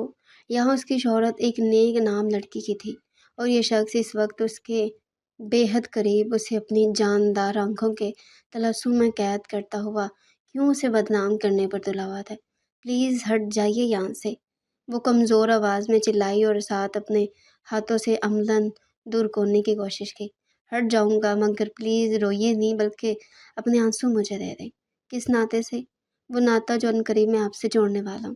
کون سا؟ زندگی بھر کا؟ ایسا نہیں ہو سکتا۔ کیوں نہیں ہو سکتا؟ میں آپ سے محبت کرنے لگا ہوں، صاف، گہری اور مضبوط، مگر مجھے آپ سے محبت نہیں ہے۔ نہ ہو، مجھے اس سے فرق نہیں پڑتا۔ مجھے تو پڑتا ہے۔ جس شخص نے میری راہوں میں بدنامیوں کے کانٹے ہی کانٹے اگا دیے ہیں، مجھ سے نفرت، بلکہ شدید نفرت ہی کر سکتی ہوں۔ میں ان کانٹوں کو اپنی پلکوں سے چنوں گا۔ رہا محبت اور نفرت تو وہ ذاتی فعل ہے۔ آپ مجھ سے نفرت کرتے ہیں، میں آپ سے محبت کروں گا، گہری دیوانوں والی۔ وہ بے خودی میں دوبارہ اس پہ جھکایا تو نریم نے تیزی سے کروٹ بدلی۔ پلیز تشریف لے جائیں یہاں سے۔ وہ شانوں پہ دوپٹہ لیتی اٹھ کر بیٹھ گئی تھی۔ نسرین بیگم کے اندر آتی اس نے سکون کی سانس لی۔ وہ اپنے ساتھ ڈھیروں پھل، دیسی حلوہ جات، مرغی کا بھنا گوشت اور یخنی لائی تھی۔ وہ بری طرح شرمندہ ہوئی۔ انہوں نے بڑی محبت سے اسے اپنے ہاتھوں سے سیب کاٹ کر کھلایا، انار کے دانے نکال کر دیے लो कैसे संग दिल हैं तुम्हारे माँ बाप, कोई 3 माह से पता ही नहीं करने आया और तुम भी नहीं गई, ऐसी बेखबरी अच्छी नहीं होती। नरीम ने शिकवा कुना निगाहों से तारक की तरफ देखा तो वो नज़रें चुरा गया। सोफिया आप यहाँ क्या कर रही हैं? बेड नंबर 4 पे आपकी ड्यूटी है। नए आने वाले मरीज लड़के कमर से उसको गप्पे हाँकते देखकर नरीम का पारा हाई हो गया तो वो बुरे बुरे मुंह बनाती चली गई। इन तीनों को वही दतेरा था, ज़रा सी भी अच्छी पर्सनैलिटी और अच्छी शख्सियत वाले मरीज को देखकर बेतकल्लुफ़ हो जाती थी। काफ़ी अरसे से नरीम बर्दाश्त कर रही थी उनकी ऊँची हरकतों के बायस हॉस्पिटल की रेपुटेशन ख़राब होने का खदशा था। एक नई डॉक्टर और 4 नर्सें और हॉस्पिटल में आई थी जिन्हें अपने पेशा बनाना फ़राइज़ से लगाव था। इस रोर से उनका मुतासिर होना फितरी था, सो उन्हें रोकना लाजमी था। कमर अब आपकी कैसी तबीयत है? वो सराहने पड़ी उसकी फ़ाइल उठाकर देखने लगी। काफ़ी इम्प्रूवमेंट में फ़ील कर रहा हूँ। ये सब आपकी मसीहाई का एजाज़ है। वो बोला तो वह सर झटक कर उसके सीने की बैंडेज बदलने लगी। दर्द से उसका ध्यान हटाने को वो इधर उधर की बातें करने लगी। एहन इस वक्त तारक ड्यूटी रूम में खड़ा उसका पूछ रहा था, आजकल बड़े चक्कर लगाने लगे हैं? साजिदा ने हंसी के पर्दे में तंज किया। हाँ, अब मुश्किल तौर पर इधर ही एक कमरा लेना पड़ेगा ताकि रोज़ रोज़ के चक्करों से बचा जा सके। वैसे नरीम कहाँ है? उसने बात हंसी में उड़ाई। वो इधर जख्मियों के वार्ड में है। दूसरे गांव के नंबरदार का बेटा कमर भी वहाँ है। उसे हंस हंस कर बातें हो रही हैं। समरी ने लगे हाथों हिसाब बराबर किया और शक का तीर उसके अंदर तराजू कर गई। वो बड़े गौर से नरीम के पीछे खड़ा उसके मसरूफ़ अमल हाथों को देख रहा था। एक अजनबी के जिस्म का दर्द उसके हाथ भला क्यों समेट रहे थे? रकाबत की तेज़ लहर उसके तन मन को जला कर राख कर गई। वो और एक गैर मर्द के इतने करीब झुककर बैंडेज का सिरा काटती नरीम उसे अपनी दस्तरस से दूर महसूस हुई। ओके कमर साहब, अब आराम करें, इस डोज में स्लीपिंग पिल्स भी है, फ़ौरन पुरसुकून नींद आएगी तो दर्द का एहसास भी नहीं होगा। उसे तसल्ली देते हुए मसरूर सी थी। तारक इन्हीं कदमों पलट गया। काफ़ी देर बाद जब वो सारे मरीजों को देख कर आई तो तारक स्टाफ रूम में गप्पे लगा रहा था। नई आने वाली डॉक्टर इफ़रा, उसकी वजाहत मर्दाना शख्सियत बड़ी मुतासिर लग रही थी। क्यों, खैरियत, कैसे आना हुआ? वो काफ़ी रोज़ बाद उसे देख रही थी। क्या खैरियत के बगैर नहीं आया जा सकता? वैसे मैं यूं ही मिलने आया था। वो एक गहरी निगाह साजदा, सोफिया, समरीन और इफ़रा पर डालकर बोला। तो आप बातें कीजिए, मैं आराम करने जा रही हूँ। उसे नज़रअंदाज करती हुए चली गई तो तारक उसकी बेनियाजी पर ताव खाकर रह गया। मेरा भी सोफ़ी से यही ख्याल था कि तुम डॉक्टर नरीम को पसंद करते हो। वैसे इसमें बुराई भी नहीं है। ये आए रोज़ जो तुम टूटते फूटते रहते हो बचत हो जाएगी। ख़ाबर उसके दिल के बात जानकर बहुत मसरूर हुआ। उसका राज खुद ब खुद बड़ों तक पहुंच गया। बड़ी अम्मा के तो पाँव ही ज़मीन पर नहीं टिक रहे थे। नरीम अव्वल रोज़ ही उनके दिल को भाई थी।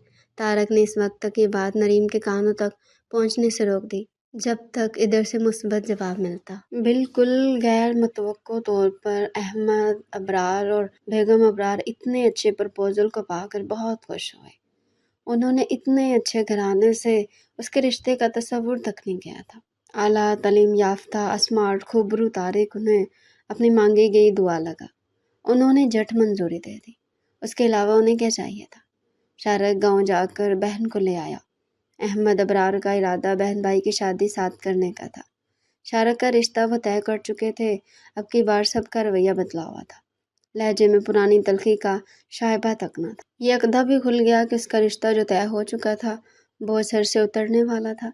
उसके हाथों का जख्म बढ़ने वाला था। क्या वो इतनी ही अर्जा थी? बेमोल, बेमाया, कम कीमत। मायूं की रस्म के बाद उसका और शारक भाई का एक साथ निकाह हुआ था। यूं ही जरा औरतों की भीड़ कम हुई, नरीम अंदर आकर लेट गई। जरा दुपट्टा उतार कर रख दिया। फूलों के गजरे नोच दिए।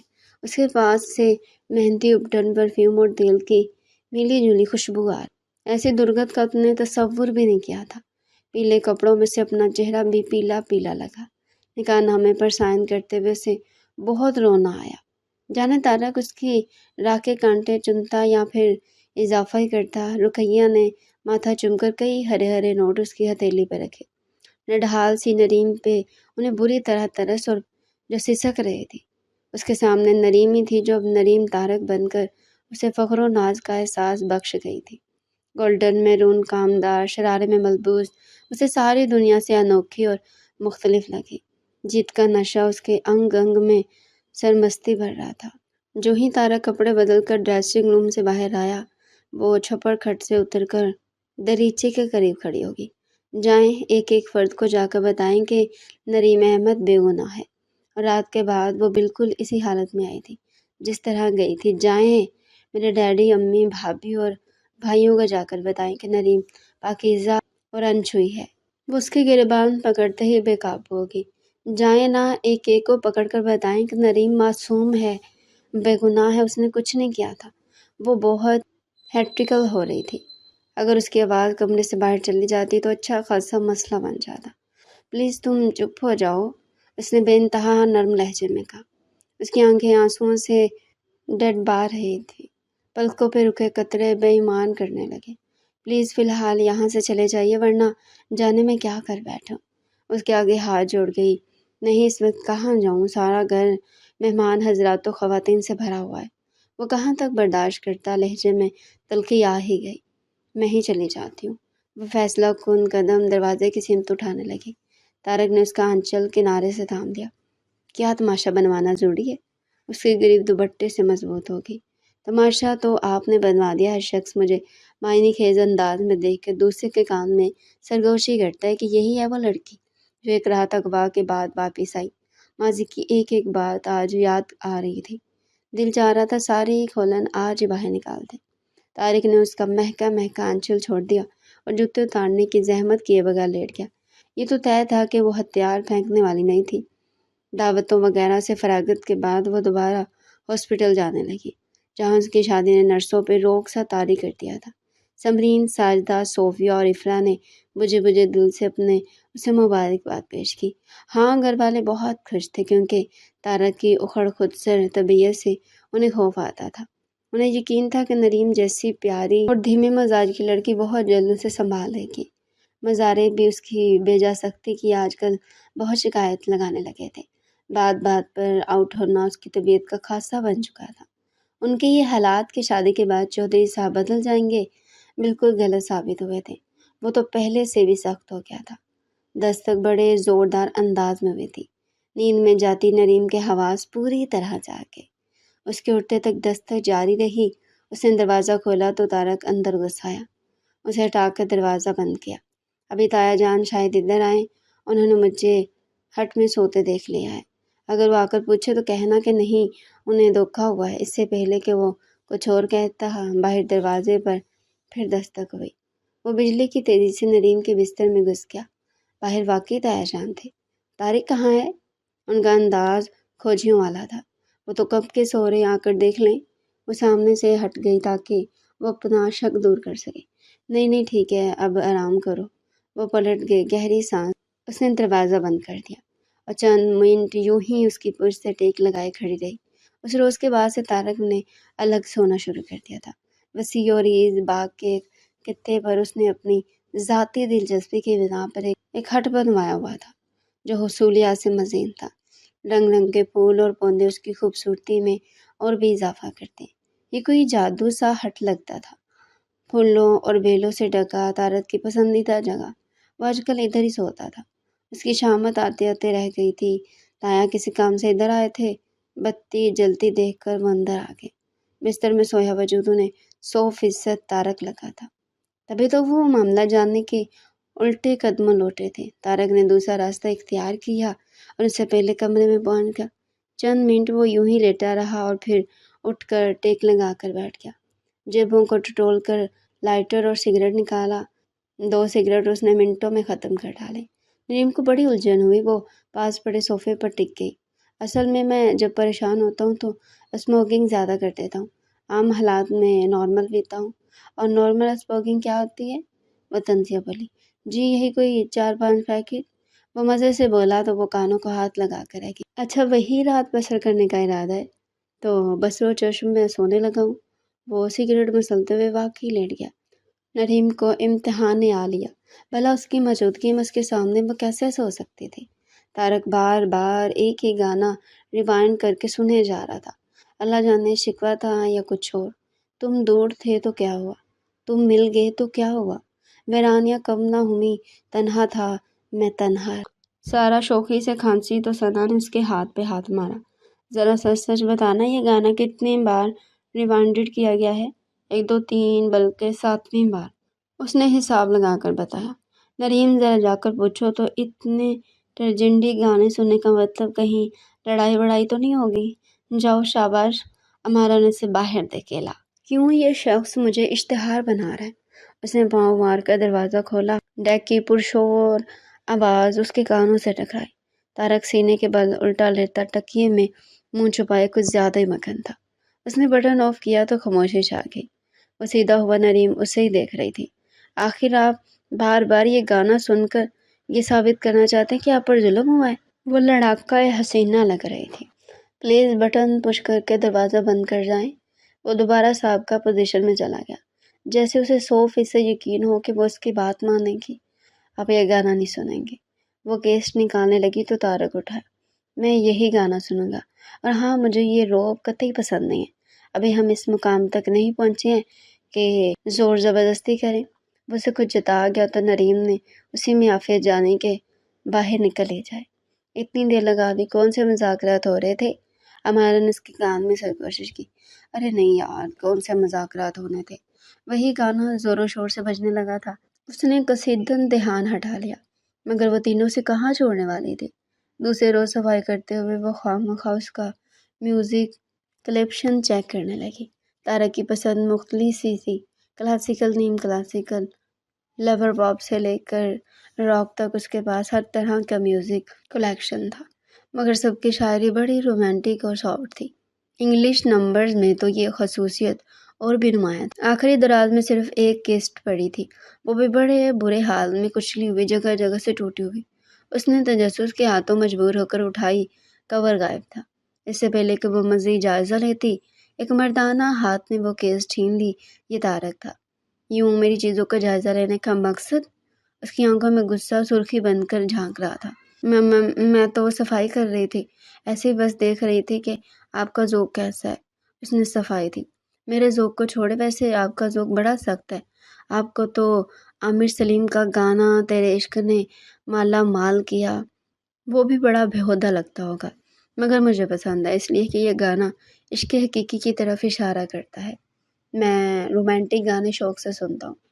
آپ کو ناپسند ہو گیا یقیناً۔ اس کا جائزہ و مشاہدہ بالکل درست تھا۔ ویسے پتہ یہ وہی کیسٹ ہے جو میں نے بس میں سنی تھی۔ تھانے سے باہر آتے ہی میں نے اسے اپنے قبضے میں لے لیا تھا۔ ارادے تو بہت کچھ تھے، مگر خیر چھوڑے، بسوں میں جو گانے بجتے ہیں وہ اسپیشلی تیار کیے جاتے ہیں۔ ہاں، بازوق پکیزہ لوگ انہیں کہاں پسند کر سکتے ہیں۔ اس نے کچلی کی کیسٹ کو مزید توڑ پھوڑ کر کھلی کھڑکی سے باہر اچھال دیا۔ کاش میری پسند ناپسند اتنی کڑی نہ ہوتی۔ اسی کے نتیجے میں تو یہاں ہوں۔ لوگ تو جذبات کو برا کرنے والے گانے بھی بہن بھائیوں کے ساتھ بیٹھ کر آرام سے سن لیتے، پھر ہم چاروں بہن بھائی اتنے سخت اور مضبوط کیوں نکلے؟ ہماری پسند دنیا سے انوکھی کیوں تھی؟ ہم سیدھے راستے پر ہی چل رہے تھے نہ، پھر میرے ساتھ ایسا کیوں ہوا؟ کاش میں اس روز بس میں سوار نہ ہوتی، اگر ہو ہی گئی تھی تو سماعت پتھر ہی کر لیتی، یا پھر ٹریفک پولیس کو جا کر نہ بتاتی۔ بھلا یہ بولڈنیس میرے کس کام آئی؟ بسوں، ویگنوں، سزوکیوں میں آج بھی اس ٹائپ کے لچر گانے بجتے ہیں۔ فرق تو صرف مجھے پڑا ہے۔ صفائی کرتے اس کے ہاتھ بے جان پڑ گئے۔ طارق باہر جا چکا تھا۔ نریم کو اپنی آنکھوں پر یقین نہیں آ رہا تھا۔ امی اور بھابھی اس سے ملنے آئی تھی۔ بورچی خانے من کی آمد پہ رنگ برنگے کھانے پکانے کے آرڈر جاری ہو چکے تھے۔ دوپہر کا کھانا کھا کر وہ لوگ چلے گئے۔ امی نے چپکے سے کہا کہ اگر ہو سکے تو ہمارے گزشتہ رویے بھول جانا۔ بھلا وہ کیسے گزشتہ رویے بھول جاتی؟ اتنا آسان تو نہیں تھا۔ یہ رات کو جب وہ بیٹھی کڑ رہی تھی تو طارق چلا آیا۔ میں آج ادھر ہی سوؤں گا۔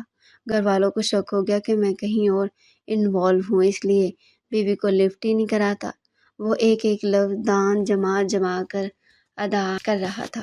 وہ بیڈ پر قدرے پڑی ہو گئی تو اس کی یہ حرکت طارق کو اور بھی سیکھ پا کر گئی۔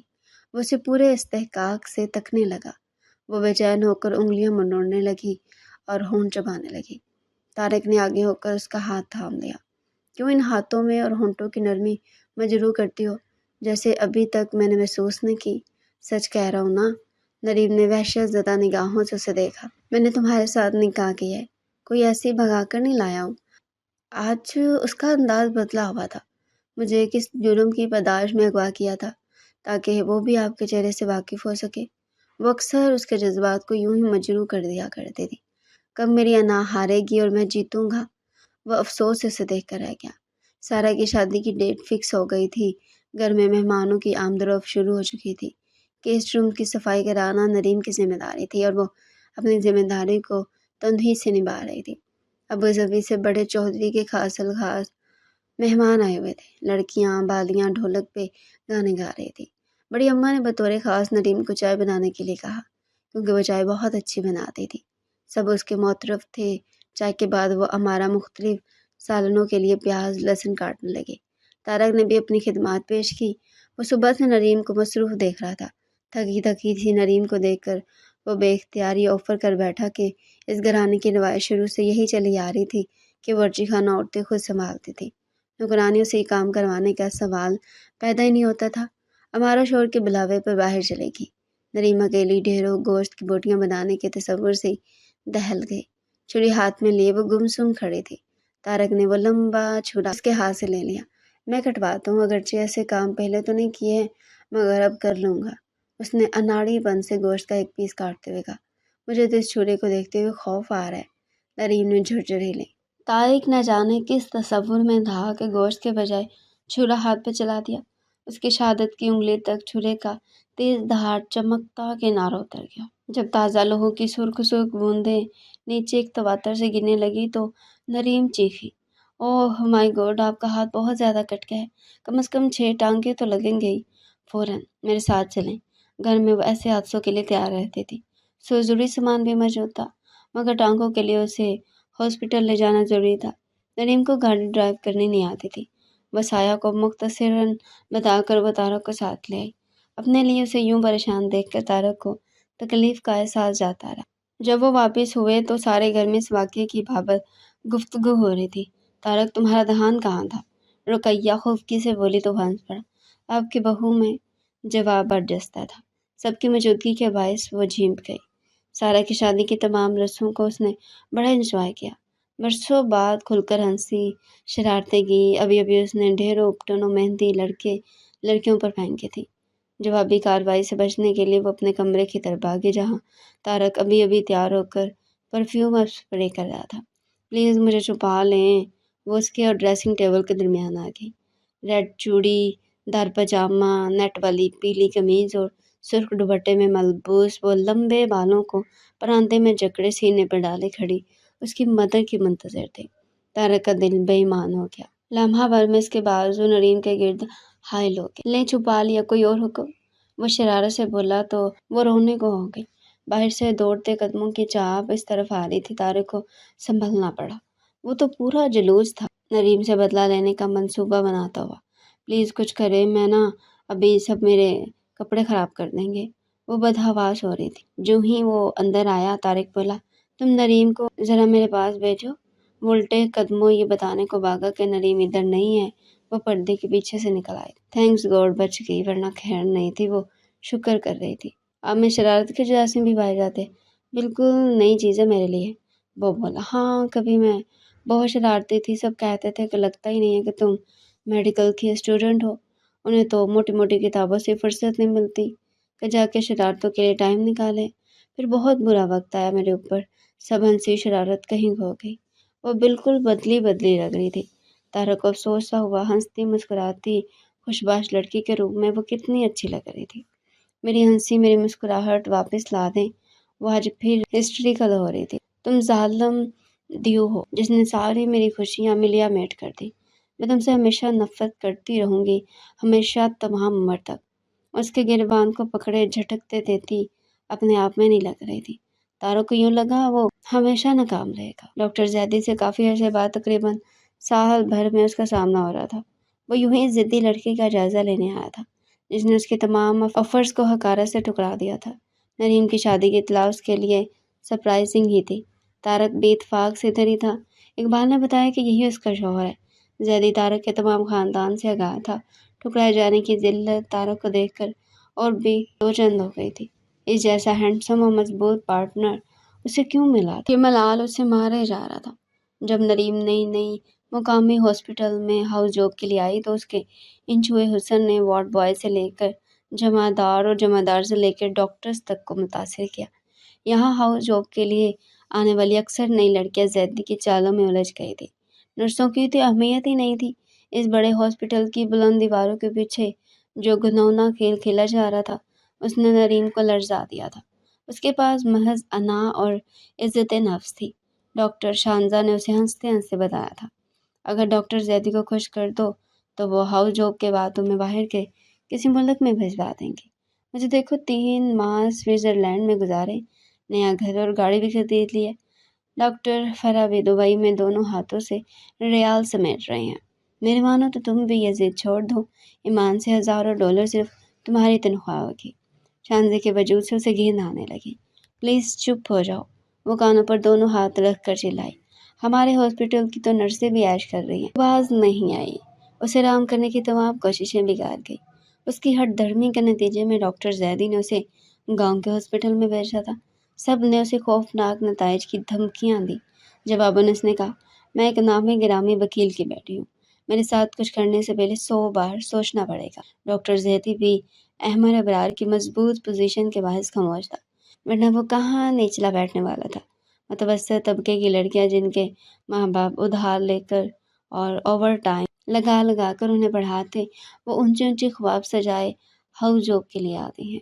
خوابوں کا بیوپاری ڈاکٹر زیدی بڑا گھاگ اور تجربے کار تھا۔ نامی گرامی ڈاکٹر تھا مگر طبیعتاً بہت گھٹیا شخص تھا۔ ہاسپٹل میں آنے والی شاید ہی کوئی نرس یا ڈاکٹر اس سے محفوظ تھی۔ ہاں، جن کے گارجین مضبوط حیثیت کے مالک تھے ان کی طرف وہ نگاہ نہیں ڈالتا تھا۔ نریم کے ساتھ ہونے والی ٹریجڈی سے وہ آگاہ تھا، اس لیے اس کے پیچھے لگا ہوا تھا، مگر وہ دامن بجھا گئی تھی۔ آئیوں سے معتبر گھرانے کی بہو کے روپ میں دیکھ کر اسے تمام ناکامیاں ایک ایک کر کے یاد آنے لگی تھی۔ زیدی صاحب، آپ کیسے ہیں؟ اسے یہاں پا کر خوشگوار حیرت سے دوچار ہوا۔ بالکل A1، بس یہاں کا جائزہ لینے آیا تھا کہ مجھے بڑی شکایات مل رہی تھی۔ یہ ڈاکٹر نریم کے بارے میں، میری ہاسپٹل میں کام کرتے تھی، ہر ڈاکٹر کے ساتھ اس کا افیئر تھا، اس لیے تو میں نے اسے یہاں بھیجا تھا کہ اس کے ہوش ٹھکانے آ جائے، مگر وہ باز ہی نہیں آئی۔ سب کہہ رہے کہ وہ یہاں کا ماحول بھی خراب کر رہی ہے۔ ویسے ایک بار وہ اغوا بھی ہو چکی ہے۔ زیدی نے تاک تاک کر نشانے لگائے تھے۔ طارق کا چہرہ دھواں دھواں ہو گیا۔ کہ نریم اتنے ہلکے کردار کی ہے، اسی لیے بنا وہ واپس آیا؟ بڑی اماں نے پوچھا تو اس نے طبیعت کی خرابی کا بہانہ کر دیا۔ در حقیقت اس وقت اس کے اندر بھانبڑ چل رہے تھے۔ اس کا بس نہیں چل رہا تھا کہ ساری دنیا کو تہس نہس کر ڈالے۔ نریم آج ڈاکٹر زیدی سے بڑے اعتماد سے ملی تھی۔ طارق کا ساتھ اسے بہادر بنا گیا تھا۔ واپسی پہ سب کی گاڑی نہ پا کر وہ وقتی طور پر پریشان ہوئی۔ اس نے اندر داخل ہو کر لائٹ جلائی تو طارق سیدھا ہوا۔ اس کی لہو رنگ ہوتی آنکھیں دیکھ کر نریم کو واقعی اسے خوف سا محسوس ہوا۔ دروازہ لو کر کے میرے پاس آؤ۔ اس کا لہجہ بے پناہ سر تھا۔ نریم جان گئی کہ ضرور کوئی ایسی ویسی بات ہے۔ مرے مرے قدموں سے وہ اس کے اشارے پہ اس کے سامنے بیٹھ گئی۔ جب گاؤں میں نے تمہیں دیکھا تو دل میں پسندیدگی کی لہر بھامتے ہوئے بے پناہ خوش ہوا کہ میری پسند ایک مضبوط کردار کی لڑکی ہے۔ اتنی مضبوط کردار کی لڑکی جو فضول قسم کے گانے بھی سننا گناہ سمجھتی ہے۔ محض اتنی سی بات پہ وہ لڑکی ایک مرد کے انتقامی جذبوں کا شکار ہوگی۔ جب میں نے تمہیں دوبارہ دیکھا تو تم پہلے سے بڑھ کر مضبوط لگی۔ تمہیں اپنانے کا خیال روز بروز میرے دل میں جڑ پکڑتا گیا۔ میں حقیقی معنوں میں اپنے اس گھٹیا فعل پر شرمندہ ہوا، تم سے معافی مانگی اور تمہیں اپنی زندگی میں شامل کر لیا۔ تم مجھے بہت بدتر اور اپنا آپ کمتر لگتا کہ میں ہلکے کردار کا ہوں۔ تم سے چاہت اس انتہا تک بڑھ چکی تھی کہ تمہاری مرضی کے بغیر میں نے تمہیں چھونا بھی گوارا نہیں کیا۔ حالانکہ تم میرے قبضے میں تھی اور میں ایک زورآور مرد تھا۔ پھر یہ کہ میری انا ہارنے لگی تھی۔ میں تمہاری خواہش پہ تمہارے گھر والوں کے سامنے تمہیں اغوا کیے جانے والا راز کھولنے پہ تیار ہو گیا تھا تاکہ تم سر اٹھا کر جی سکو۔ مگر زیادی مجھے مل گیا۔ آج پتہ چلا کہ میں تو خواہ مخواہ احساس کمتری کا شکار ہے۔ جس لڑکی نے میرے سامنے نام نہاد پارسائی مضبوطی کا ڈرامہ رچا رکھا ہے وہ تو بڑی گئی گزری ہے۔ طارق کے لہجے اور نگاہوں میں بڑی نفرت تھی جس نے نریم کو لرزا دیا۔ وہ جھوٹ بولتا ہے اس لیے کہ میں نے اسے منہ لگانا گوارا نہیں کیا تھا، اس نے کہنا چاہا مگر وہ بات کاٹ گیا۔ اس وقت میرے سامنے سے چلی جاؤ، شاید میں تمہاری جان ہی لے بیٹھوں۔ وہ بڑا جنونی لگ رہا تھا۔ तमाम रात ठंड में बैठे रहने के बाद सुबह नरीम का जिस्म तंदूर की तरह तप रहा था। वो नीम बेहोश सी थी। जब नौकरानी ने अंदर जाकर सबको ये खबर दी, रुकैया, बड़ी अम्मा और दिगर अफराद खाना भागे भागे आए। फौरन उसे उठाकर अंदर पहुंचाया गया। तारक अब भी तक सो रहा था। शोर से उसकी आंख खुली। बड़ी मुश्किल से ट्रंक्विलाइजर खाने के बाद उसे नींद आई थी। बेदारी पे डॉक्टर जैदी के तल्ख अल्फाज फिर जहन में गूंजने लगे। किसी ने बड़े जोर से उसके कमरे का दरवाज़ा बजाया तो वो वापस लौटा। बाहर अमारा थी, असहज संजीदा चेहरे के साथ। तारक भाई, बड़ी अम्मा और चच्ची आपको बुला रही हैं। वो पलट गई। उसने एक निगाह अपने पसमुर्दा चेहरे पर डाली और यूं ही बालों को हाथ से संवारता चलाया। तारिक, मैं ये क्या देख रही हूँ? उसकी माँ की आवाज़ में बड़ा जलाल था। उन्होंने सामने बेसुध पड़ी नरीम की तरफ इशारा करके पूछा। रात हमारी हल्की फुल्की झड़प हो गई थी, ये खुद ही नाराज होकर बाहर आ गई। मेरा कसूर नहीं है। और हाँ अम्मी, आप भी बेड़ हटाएं यहाँ से, ये मर नहीं जाएगी। इस बार उसके लहजे में बहुत सफाकी थी। रुकैया उसका चेहरा देख के कांप गई। वो सब लड़कियां भी हैरान रह गई जो नरीम को देखने आई थी। शाम को डॉक्टर इफ्राई नरीम का बुखार जूं का तो था। वो काफ़ी हैरान थी कि एक रात में यकायक उसे क्या हो गया। उसकी राय के मुताबिक नरीम को कोई सख्त जहनी ठेस लगी थी। और ये जहनी ठेस क्या हो सकती है? इतना चाहने वाला, मजबूत, हैंडसम शौहर, मोहब्बत करने वाली ससुराल, एक मुअज़्ज़ज़ जिसका भरा से क्या अचानक गम मिला था। तारा गायब था, वरना उससे कुछ पूछ लेती। 4-6 मुलाकातों में वो उससे काफ़ी बेतकल्लुफ़ हो गई। समरीन, साजिदा और सोफिया उसके पस्त किरदार होने के बारे में और जहर उसके कानों में अडेलती रहती थी। उसे कतई मुख्तलिफ लगा। वो फ़ौरन इस नतीजे पर पहुंची थी कि उन्होंने आज खुद अपने अपने ख्वाबों में तारक को सजा लिया था। उसके आराम से बात करने का उन्होंने गलत मतलब लिया था। हाँ, उसकी ज़ाहिरी शख्सियत ज़रूर ऐसी थी कि आसानी से एक गलतफहमी का शिकार हुआ जा सकता था। वो भी तो उसकी मर्दाना वजाहत और पर्सनैलिटी से मुतासिर हुई थी। मगर तारक के कहीं और उठते कदम देखकर वो समझदार लड़की समझ गई थी। मैं अब चलती हूँ। मेरा ख्याल है कि थोड़ी देर बाद उसे होश आ जाएगा। इफ़रा उठ खड़ी हुई। रुकैया उसे गाड़ी तक छोड़ने आई। इफ़रा के कहने के मुताबिक थोड़ी देर बाद वो वाकई होश में आ गई। अपने इर्द गिर्द सब चेहरों को देख उससे अजहद शर्मिंदगी हुई। सारा, मुझे मेरे कमरे में पहुंचा दो। सबके सामने लेटने से मुझे अजीब सा महसूस हो रहा है। उसने मिन्नत की। कमज़ोरी इस कदर थी कि सहारे के बगैर उसे एक कदम तक नहीं उठाया जा रहा था। रुकैया ने ज़बरदस्ती उसे डबल रोटी के 2 पीस खिलाए। रात तक सब काफ़ी देर उसके पास बैठे रहे। हल्की फुल्की बातें करके उसका दिल बहलाया जाता रहा। तारक के आने पर उसे दवाओं की तफसील बताकर सब ने अपने अपने कमरों की राह ली। तुम तो बड़ी कमज़ोर निकली। मैं तुम्हें बड़ी सख्त चीज़ समझता था। वो कई माह तक मेरी एक बात ना सुन सकी। वो कुर्सी उठा के बेड के सामने बैठ गया। टांगे उठाकर उसकी तरफ कर ली, यूं कि वो नरीम के बाजू और शाने से टिच हो रही थी। वो कदरे परे हो गई और करवटी बदल कर उसकी जहर भरी बातें सुनने की उसमें हिम्मत ही नहीं थी। उठो, दवा पी लो। मैं फ़िलहाल तुम्हें ज़िंदा ही रखना चाहता हूँ। वह सख्ती से उसके बाजू को पकड़कर उसे उठाते हुए बोला। तो नरीम के अंदर सब्र की ताकत दम तोड़ गई। अपने डॉक्टर ज़ैदी के हवाले से मुझे जो कुछ कहना है एक बार ही कह ले। मेरा अब इस मकरू किरदार शख्स से कोई ताल्लुक नहीं है। आंखों से अचानक फिसल आने वाले आंसुओं को उसने आस्तीन से साफ किया। मेरी जान, ताल्लुक बनने नहीं, बनाए जाते हैं। वो सीधा उसकी रोई हुई आंखों में झांक रहा था। नरीम को बेपनाह जब्त से काम लेना पड़ा। अभी कुछ दिन पहले ही वह संजीदगी से उसके बारे में सोचने लगी थी कि गुज़श्ता तल्ख़ बातें बोलकर उसे तारक को बेबसी के गिरदाव से निकाल लेना चाहिए। वो यकीनन उसका एहसानमंद होता। उसकी हर बात से ये ज़ाहिर होता था कि वह नरीम को वाकई चाहने लगा है और उसे इस चाहत की कदर करनी चाहिए। डैडी, अम्मी, भाई सब उसकी शादी के बाद कितने खुश और आसूदा दिखाई देने लगे थे। तारक से उसे जो नफ़रत थी आहिस्ता आहिस्ता ख़त्म हो रही थी। वो इतना काबिल नफ़रत भी नहीं था। उसकी मेहरबानी कि वो उसे जो का तो वापस छोड़ गया। हाँ, उसका तरीका ज़रूर गलत था। उसकी सज़ा भी तो भुगत रहा था। ज़मीर की सज़ा से बढ़कर कोई सज़ा नहीं होती। मुझे आगे बढ़कर उसे ये मुसदा सुना देना चाहिए कि मैंने तुम्हारी अन्ना को हारने नहीं दिया है। मगर इससे पहले न जाने ये ज़ैदी कहाँ से टपक पड़ा था जिसने तारक को शक की वादियों में ला खड़ा किया था। वही अक्सर बदला हुआ तारक था। मुझे दे, मैं खुद दवा पी लेती हूँ। उसने हाथ आगे किया। न जाने किस लिए खुद को यूं बजा बजा कर रखती। क्या मुझसे? اس کا اگلا جملہ اور وار دونوں معنی خیز تھے۔ نریم بے بسی سے اسے دیکھ کر رہ گئی۔ تم نے مجھے اتنا ڈسہارڈ کیا کہ میں اس بیڈ روم میں سونا بھی تمہاری توہین تصور کرتا تھا۔ تمہاری طرف بڑھتے قدم یہ سوچ کر روک لیتا، یہ قدم بہت آلودہ ہے۔ میں تو تمہارے لیے خود کو بہت خالص بنا رہا تھا، اتنا خالص کہ تمہارا ہاتھ تھامتے ہوئے مجھے شرمندگی نہ ہو، مگر تم تو خود نری گند ہو، غلاظت کی پوٹ ہو۔ طارق کے جملے تھے کہ آگ اس کا روا دوا جلنے لگا۔ نہیں نہیں، یہ جھوٹ ہے، وہ کانوں پر ہاتھ رکھ کر چلائی اور ایک دم ہی طارق کے لبوں پر کمالہ جرأت سے اپنا ہاتھ رکھ دیا۔ اس کی کانپتی ہتھیلی کی نرماہٹ طارق کے لیے یقیناً نئی بات ہے، مگر وہ پل بھر میں ہی جذبات کے گرداب سے نکل آیا۔ دیکھیں، آپ بہت بڑی غلط فہمی کا شکار ہے۔ ڈاکٹر زیدی اچھا آدمی نہیں ہے، کمزوروں سے فائدہ اٹھانا اس کے دائیں ہاتھ کا کھیل ہے۔ اس نے مجھ سے بھی اپنے مذموم ارادوں کی تکمیل چاہی تھی، جواباً میں نے انکار کیا تو وہ نریم نے اس کے دونوں ہاتھ اپنے ہاتھوں میں تھام لیے تھے۔ آپ میرا یقین کریں نا، اس نے طارق کا دایاں ہاتھ اپنے رخسار سے لگا لیا تھا۔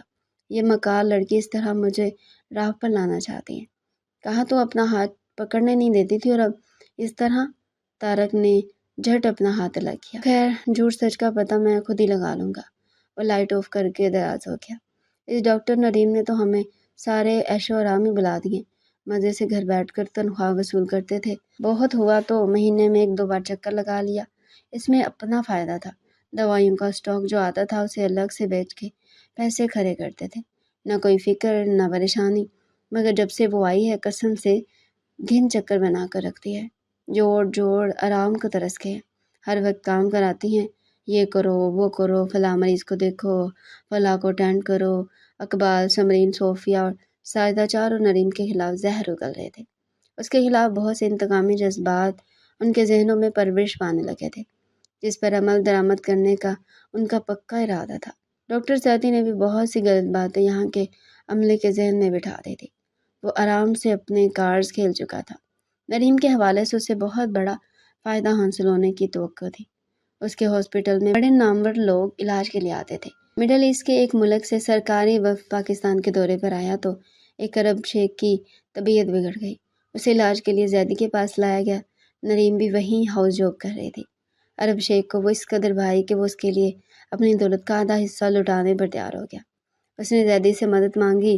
زیدی نے نریم کو سہانے خوابوں کے لالچ دیے، مگر وہ اس کی پیشکش کو خاطر میں نہیں لائی۔ اگر وہ مان جاتی تو زیدی ملک کے چند متمول لوگوں میں سے ایک ہوتا۔ اس وقت وہ نریم سے اور بھی زیادہ خار کھانے لگا تھا۔ کل ڈاکٹر صاحبہ کا فون آیا تھا کہ وہ آج آ جائے گی، جلدی کرو، ایسا نہ ہو کہ ہمیں باتیں کرتے دیکھ کر پارا اور بھی ہائی ہو جائے۔ اقبال نے اٹھایا، واقعی آدھے گھنٹے بعد وہ آ گئی۔ خلاف معمول وہ کافی تھکی لگ رہی تھی، گلابی رنگت میں زردی سی گھل گئی تھی، آنکھیں بھی اندر دھنسی ہوئی تھی۔ پھر سارا دن وہ تندھی سے مریضوں کو دیکھتی رہی۔ ساتھ والے گاؤں سے ایک ایمرجنسی کیس آیا تھا، کوئی عورت تھی جو شدید زخمی تھی۔ صبح کی آئی نریم اب دوسری صبح کے 4 بجے فارغ ہوئی تھی۔ تھکن سے برا حال ہو رہا تھا، مگر کامیاب آپریشن کی بڑی خوشی تھی۔ یہ ایک احساس تھا کہ وہ اسٹاف روم میں ٹیبل پر ہی سر رکھے سو گئی۔ گھر فون کرنا اسے یاد ہی نہیں تھا۔ طارق 12 بجے آ کر پتہ کر گیا تھا۔ اسے معلوم ہوگا کہ وہ اندر آپریشن تھیٹر میں ہے۔ پھر بھی اسے بہت غصہ آیا، کسی طرح چین ہی نہیں آ رہا تھا، اور دوبارہ اس وقت آیا جب وہ تھکن سے بحال ہوئی ٹیبل پہ سو رہی تھی۔ ڈاکٹر افرا ابھی اپنے کمرے میں جا چکی تھی، البتہ نرسیں وہاں تھی۔ اس وقت وہ کسی سے بھی خوش اخلاقی بگاڑنے کے موڈ میں نہیں تھا۔ نریم اٹھو، اس نے آہستگی سے اس کا شانہ ہلایا۔ وہ ہڑبڑا گئی، مجھے نیند آ رہی ہے۔ وہ دوبارہ مدہوشی میں ڈوب گئی۔ میں کہتا ہوں اٹھو، وہ سختی سے بولا تو جٹ سے اس کی آنکھیں کھل گئی۔ طارق کے حلیے سے لگ رہا تھا وہ نیند کی قربانی دے کر آیا ہے۔ وہ باہر نکل کر کپ کپا سی گئی۔ سردی زوروں پہ تھی، مہینے کی آخری تاریخوں کا چاند کہیں کہیں سے جھانک کر اندھیرے کا سینہ چاک کرنے کی ناکام کوشش کر رہا تھا۔ اس کی ساری نیند بھاگ گئی۔ اس نے شکر کیا جب گرم کمرے میں ہیٹر کے آگے بیٹھی۔ جب آپریشن ختم ہوا تو تم نے مجھے فون کیوں نہیں کیا؟ کیا وہاں سونے کا زیادہ دل چاہ رہا تھا؟ وہ آتے شروع ہو گیا۔ اصل میں تھکن بہت زیادہ تھی۔ اس نے صفائی دینے کی اپنی سی کوشش کی۔ بہت خوب، اور ادھر میں جو رات بھر سے جاگ رہا ہوں، 12 بجے بھی پتہ کرنے گیا تھا۔ اس نے تپے تلے لہجے میں بتایا تو اس کے لہجے پر الجھتی اسے دیکھنے لگی۔ یعنی وہ اس قدر اہم ہے کہ طارق جیسا شک کی آگ میں جلتا مرد رات بھر سے جاگ رہا ہے، اور اتنی سخت سردی میں جب بستر چھوڑنے کو بھی جی نہیں چاہتا وہ دوبارہ اس کا پتہ کرنے گیا ہے۔ اس کے اندر کوئی نرم سا پھول کھلا، مگر پھر فوراً ہی مرجھا بھی گیا کہ اس کی ذات شک سے والا تر نہیں ہے۔ جبھی تو وہ دوبارہ گیا۔ طارق شہر آیا ہوا تھا۔ وہیں لیبارٹری میں اسے ایک دوست ٹکرا گیا، ایس پی رحیم مرزا۔ اس کا کلاس فیلو رہ چکا تھا، بڑا ایماندار اور ذہین آفیسر تھا۔ وہ زبردستی اسے گھر لے آیا۔ اور سناؤ کیسی گزری ہے؟ طارق نے ایزی ہو کر پوچھا۔ نہ پوچھا یار کیسی گزری ہے، اس زیادی والے معاملے نے مجھے چکرا کر رکھ دیا ہے۔ وہ سر پر ہاتھ مارتا پریشانی سے بولا۔ طارق کے وہم و گمان میں بھی نہیں تھا کہ یہ زیادی والا معاملہ کیا ہے۔ تبھی تو اس نے جھٹ اگلا سوال کیا۔ رحیم کا جواب حیرت زدہ کرنے والا تھا، کم از کم اسے۔ یار یہی ڈاکٹر زیدی جس کی قابلیت کی دھوم مچی ہے، بین الاقوامی اخبارات اور جرائد جیسے بڑی کوریج دے رہے ہیں۔ اس ہاسپٹل اور نیک نامی کی آڑ میں اس نے مجبور و بے بس لڑکیوں کی عصمتیں لوٹ کر بڑی دولت بنائی اور نام پیدا کیا۔ کئی ایماندار صحافی اس وقت زیدی کے پیچھے ہے۔ ہمیں بھی اوپر سے آرڈر ملا، میری اسسٹنٹ عمری نرس کے روپ میں ہاسپٹل میں ہے اور مجھے پل پل کی رپورٹ پہنچا رہی ہے۔ میں اس وقت سے ڈر رہا ہوں جب اخبارات اس ہاسپٹل کی حقیقت کھولیں گے۔ یہ ہاسپٹل کیا ہے؟ بڑے بڑے لوگوں کا دل بہلانے کا عشرت قدح ہے۔ شریف ڈاکٹرز خاموشی سے اس معاملے سے الگ ہو گئی ہے۔ رحیم بول رہا تھا اور طارق فک ہوتے چہرے کے ساتھ سن رہا تھا۔ یار میں ان تمام لڑکیوں کی جرت کو سلام کرتا ہوں جنہوں نے زیدی کے مذموم ارادوں کے آگے ہار نہیں مانی۔ انہی میں ایک ڈاکٹر نریم بھی ہے، ایڈوکیٹ احمد ابرار کی بیٹی۔ بیچاری کے ساتھ بڑی ٹریجڈی ہوئی ہے۔ جب وہ میڈیکل کی طالبہ تھی تو کسی کمینے گھٹیا شخص نے شریف لڑکی کو اغوا کر لیا تھا۔ یہ بات زیدی کو معلوم ہو گئی تھی، اسی آڑ میں وہ اس کے اوپر پریشر ڈالنا چاہتا تھا۔ پھر میں نے سنا کہ زیدی نے اسے کسی دور دراز گاؤں کے سہولیات سے محروم ہاسپٹل میں بھجوا دیا۔ اس سے آگے کی کہانی مجھے معلوم نہیں ہے۔ طارق کے دماغ میں مسلسل دھماکے ہو رہے تھے۔ اگر وہ اسے رحیم نہ ملتا تو جانے کیا ہوتا۔ خاصی دیر بعد وہ خود کو سنبھال سکا۔ رحیم ڈاکٹر نریم میری وائف ہے، ابھی چند ماہ پہلے ہماری شادی ہوئی ہے، تو مانا اسے تم سے مل کر بڑی خوشی ہوگی۔ اب ایک حیرانی رحیم کی منتظر تھی۔ تم نے بتایا تک نہیں اور چپ کے شادی بھی رچا لی؟ ویسے نریم اچھی لڑکی ہے، میں اس کی گواہی دیتا ہوں۔ رحیم کو افسوس ہو رہا تھا کہ ناحق اس نے طارق اس کی اغوا کی کہانی سنائی۔ وہ ادھر ادھر کی باتیں کرتا مسلسل اس تاثر کو زائل کرنے کی کوشش کر رہا تھا۔ محکمہ صحت کے وزیر کو اقبال نے جو خط لکھا تھا، کسی طرح وہ خط افرا کے ہاتھ لگ گیا۔ ادھر سمرین نے خدمت کمیٹی کے ممبران کو گمنام کال کے ذریعے ڈاکٹر نریم کے بارے میں جھوٹی اطلاعات دی۔ اگر وہ خط پوسٹ ہو جاتا تو نریم کی ساری نیک نامی بہا بند کر اٹھ جاتی۔ اس میں لکھا ہوا تھا کہ ڈاکٹر نریم ہاسپٹل میں آنے والے دوائیوں کے اسٹاک اپنے قبضے میں کر لیتی اور اس کی جگہ 2 نمبر دوائیاں رکھوا کر مریضوں کی صحت سے کھیلتی ہے، اور بھی اس طرح کی باتیں تھیں۔ وہ ابھی یہ خط لیے پریشانی کے عالم میں کچھ سوچ ہی رہی تھی کہ اسے او ڈی سی کے آنے کی اطلاع ملے۔ اسے جو کچھ کرنا تھا جلد کرنا تھا۔ طارق صاحب پلیز جلدی ہاسپٹل پہنچے۔ جیسے وہ گھر لوٹا افرا کی کال آ گئی۔ یقیناً کوئی غیر معمولی بات تھی۔ افرا اب کیا ہوگا؟ میں نے کچھ نہیں کیا ہے، تم جانتی ہو یہ جھوٹ ہے، میرے خلاف سازش ہے۔ وہ بری طرح رو رہی تھی۔ کچھ نہیں ہوگا، میں نے چودھری طارق کو کال کر دیا ہے، وہ دیکھو وہ آ چکے ہیں۔ اس نے کھڑکی سے باہر اشارہ کیا تو نریم اور بھی پریشان ہوگی۔ نہ جانے اب کیا ہونے والا تھا۔ وہ تو پہلے ہی بدگمانیوں کی زد میں تھا، جو کسر رہ گئی تھی اب پوری ہونے والی تھی۔ افرا نے یہ کیا کیا تھا؟ اسے اور بھی زیادہ رونا آ رہا تھا۔ طارق نے سب کچھ خود ہینڈل کر لیا تھا۔ نریم کی جان اس نے آسانی سے چھڑوا لی تھی۔ ہاں اقبال اور ان تینوں نرسوں کو پوری سزا دلوانے کا ارادہ تھا جنہوں نے یہ منصوبہ بنایا تھا۔ نریم فوراً اپنا استعفیٰ لکھو۔ وہ اندر آیا تو بے انتہا سنجیدہ لگ رہا تھا۔ وہ بیچاری ڈر گئی کہ نہ جانے کیا بات ہوئی ہے جو اسے استعفیٰ لکھنے کو کہا جا رہا ہے۔ طارق نے افرا کو باہر آنے کا اشارہ کیا۔ نریم ڈھیلے ہاتھوں سے کاغذ پر قلم گھسیٹ رہی تھی۔ افرا تھینک یو ویری مچ، آپ نے مجھے بڑی پریشانی سے بچا لیا ہے۔ وہ ممنون و مشترکانہ نگاہوں سے اسے دیکھ رہا تھا۔ اس میں شکریہ کی کیا بات ہے، نریم بہت اچھی اور ہمدرد لڑکی ہے۔ اس نے اپنی پرواہ کیے بغیر اس ہاسپٹل کو سنوارا، اسی وجہ سے لوگوں کا اعتماد بحال ہوا۔ میں کیسے برداشت کر سکتی تھی ایک بے گناہ لڑکی سزا جیلے؟ وہ آہستہ بول رہی تھی۔ میں نے بہت پہلے سے یہ سوچ رکھا تھا کہ نریم کو کوئی اچھا سا تحفہ دوں گا۔ ایک بار میں اپنی زمینوں کا جائزہ لینے نکلا تو جھٹ میرے ذہن میں آیا کہ کیوں نہ نریم کو ایک ہاسپٹل تحفے میں دے دیا جائے۔ کافی عرصے سے اس پہ کام ہو رہا ہے۔ میں نے نریم کو ابھی تک اس بات کا پتہ نہیں چلنے دیا۔ وہ خود جب اس کا افتتاح کرے گی تو جان لے گی۔ میں آپ کو سب سے پہلے وہاں جاب آفر کرتا ہوں۔ میں نے اس ہاسپٹل کے کٹتا دھرتا افراد سے موبائل پہ بات کی ہے۔ انہوں نے ذمہ دار اور ایماندار عملے کو یہاں تعینات کرنے کا وعدہ کیا ہے۔ طارق نے اسے بتایا کہ وہ ہلکی پھلکی سی ہو گئی۔ نریم کی خوش قسمتی میں کلام نہیں تھا۔ اندر وہ استعفیٰ لکھ چکی تھی۔ نہ جانے طارق اسے کیا سزا دینے والا۔ ہاں ٹھیک ہے، وہ کاغذ پر نظر دوڑاتے ہوئے مطمئن انداز میں بولا۔ ڈاکٹر افرا، بہت جلد آپ کو بھی ایسے استعفیٰ لکھنا پڑے گا۔ وہ مسکراتے ہوئے بولا۔ نہیں طارق صاحب، میں استعفیٰ نہیں لکھوں گی۔ اگر سارے ایماندار ادھر چلے گئے تو ادھر کا کیا بنے گا؟ ویسے میں میدان سے بھاگنے کے بجائے مقابلہ کرنے کی قائل ہوں۔ نیکی، سچائی اور ہمت اپنا آپ منوا ہی لیتی ہے، جیسے اس وقت ہوا ہے۔ بہت خوب، بہت۔ مجھے آپ کے خیالات سے متاثر کیا ہے۔ باقی کچھ ایماندار ادھر بھی ہونے چاہیے تاکہ بیلنس رہے۔ وہ شرارت سے مسکرا رہا تھا۔ نریم ان کی مبہم گفتگو سے کوئی نتیجہ اخذ نہ کر سکے۔ بڑے دنوں بعد آج اسے شرجیل بھائی اور امی کی شکل نظر آئی تھی۔ ان کے سینے سے لگتے ہی اس کے ضبط کے بندھن ٹوٹ گئے۔ وہ ننھی سی بچی کی طرح سسک رہے تھے جس کی ماں کی گود چھن گئی ہو۔ رضوانہ بیگم اور شرجیل کو اس کے اس دکھ کا بخوبی احساس تھا۔ وہ 3-4 برسوں سے اس کے سینے میں پل رہا تھا۔ نظر سے گرے جانے کا دکھ بہت بڑا ہوتا ہے۔ اسی کے ہاتھوں سے بے حال تھی۔ شرجیل کو احساس ہو رہا تھا کہ انہیں بہن کا موقف سن لینا چاہیے تھا۔ اسے کتے کی طرح دھتکار نہیں دینا چاہیے تھا۔ بہن بھی ایسی جس کی پاکیزگی کی قسمیں کھائی جاتی تھی۔ بہت دیر تک وہ اس کا سر محبت سے سہلاتے رہے۔ ان ہاتھوں میں آج محبت کا احساس تھا۔ وہ شانت ہو گئی۔ رات کے کھانے کے بعد رضوانہ اور شرجیل جلدی سو گئے۔ اتنا لمبا سفر کر کے آئے تھے، جسمانی تھکن بے بنا تھی۔ نرم گرم بستر میسر آتے نیند نے آ لیا تھا۔ لاؤنج میں سب جمع تھے۔ VCR پہ گانے چل رہے تھے۔ خاور کا بیٹا ٹیپو جھوم جھوم کر گا رہا تھا۔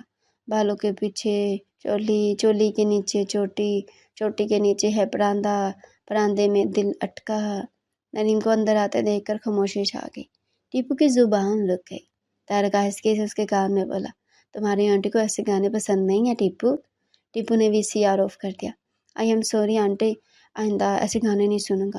ہاں وہی نریم، تم نے خوب ان کا برین واش کیا ہے۔ مجھے یقین ہے بہت جلد یہ سنبھل جائیں گے۔ ٹیپو کی شرمندگی حوصلہ افزا تھی۔ خاور کہہ رہا تھا، ہاں بھائی نریم، تم نے تو ہمارے گھر میں سب کو باذوق بنا دیا۔ اچھی شاعری اور میوزک کا سینس دیا ہے۔ جو چیز بار بار سنی جائے دل پہ ضرور اثر کرتی ہے۔ اکثر اچھا گانا، اچھی شاعری سنی جائے تو دل و دماغ پہ مثبت اثرات مرتب کرے گی۔ باقی ہمارا اسلام بلا شبہ عظیم ترین مذہب ہے۔ جذبات کو برا نگہست کر دینے والی موسیقی نہ سننے میں بھی ایک حکمت ہے۔ میں نے آج ہی اخبار میں ایک ڈاکٹر کی رائے پڑھی جو کہتا ہے کہ اچھی اور سچی شاعری انسان کو مذہب کی طرف زیادہ راغب کرتی ہے۔ بابا بلے شاہ، سلطان باہو اور غلام فرید کی کافیاں سن کر لوگ کیسے وجد میں آ جاتے ہیں۔ اس کے برعکس گھٹیا شاعری اور گھٹیا میوزک انسان کو برے برے کاموں سے اکساتا ہے۔ خبر کی باتیں سب کے دل میں اتر گئی۔ نریم نے اس کی طرف دیکھا، گویا یہ سب اس کے دل کی آواز تھی۔ اس نے مزید اضافہ کیا، معلوم ہے نصرت فتح علی خان کو سن کر بہت سے غیر مسلم مسلمان ہو گئے تھے۔ یقیناً ان کی شاعری اور میوزک میں کوئی طاقت تھی جس نے ان گمراہ لوگوں کو روشنی میں لا کھڑا کیا۔ بس یہ دل کے اندر سے اٹھتا ہوا کوئی جذبہ ہوتا ہے جو آن واحد میں سارے اصحاب کو جکڑ کر اس سے خدائے واحد کا اقرار کروا کر دم لیتا ہے۔ طارق یک ٹک اسے دیکھتے جا رہا تھا۔ سچائی اور نیکی کے حسن سے اس کا چہرہ کچھ اور بھی حسین لگ رہا تھا۔ واقعی یہ لڑکی چاہے جانے کے قابل تھی۔ سب خاموش اور اپنے خیالوں میں گلتا تھے۔ یاور نے خاموشی کو توڑا، کوئی بات کرو، سب کو سانپ سونگھ گیا ہے۔ اس نے خوشگوار ماحول پیدا کرنا چاہا۔ میں تو جا رہی ہوں سونے، رات بہت دیر ہو گئی ہے۔ نریم اٹھ کھڑی ہوئی۔ اس کے بعد طارق بھی سب کو شب خیر کہتا آ گیا۔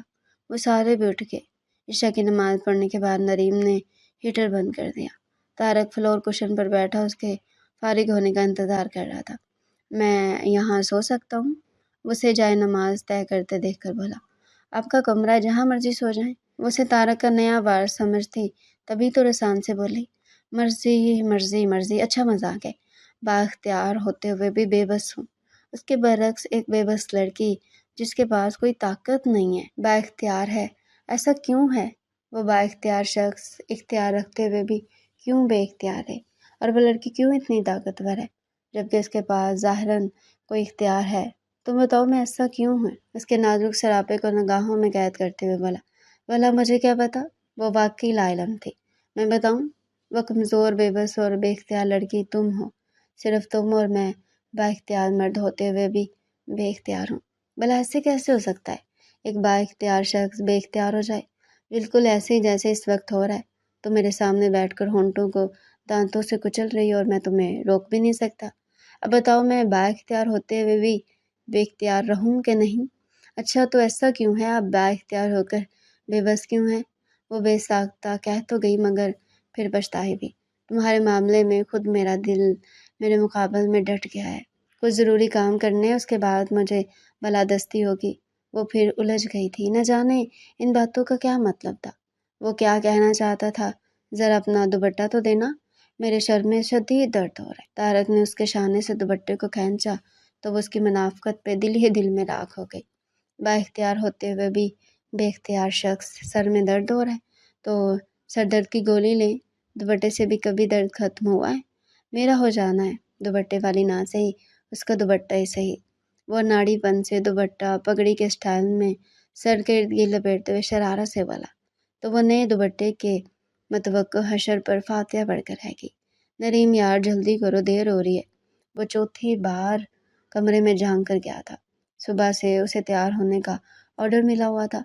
न जाने वो उसे कहाँ लेकर जाना चाहता था। और फिर पार का तर्ज तखातुब भी मायने खेजता। ज़रा ठहरिए, मैं अम्मी को बताऊं। वो खुद से पाँव में डालती रकैया बेगम के कमरे की तरफ जाने वाली थी कि तारक ने उसका बाजू थाम लिया। रहने दो, अम्मी यहाँ नहीं है।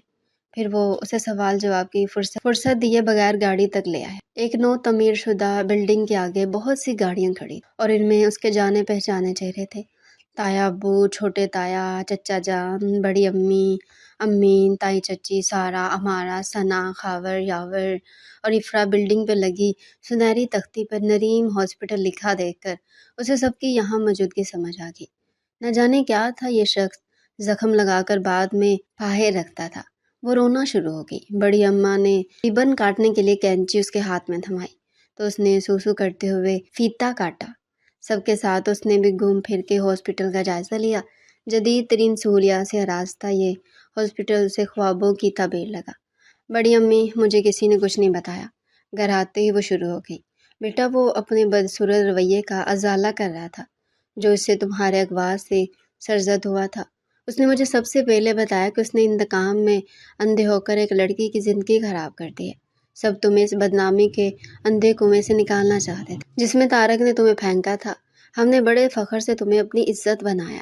इस पे हमें कोई नदामत नहीं है। और हाँ, तारक के किए की माफ़ी हम उसकी तरफ से तुम्हारे घर वालों से पहले ही मांग चुके हैं, मगर तारक को इसकी खबर नहीं है। बड़ी अम्मा, वो रोते हुए उनके गले लगी।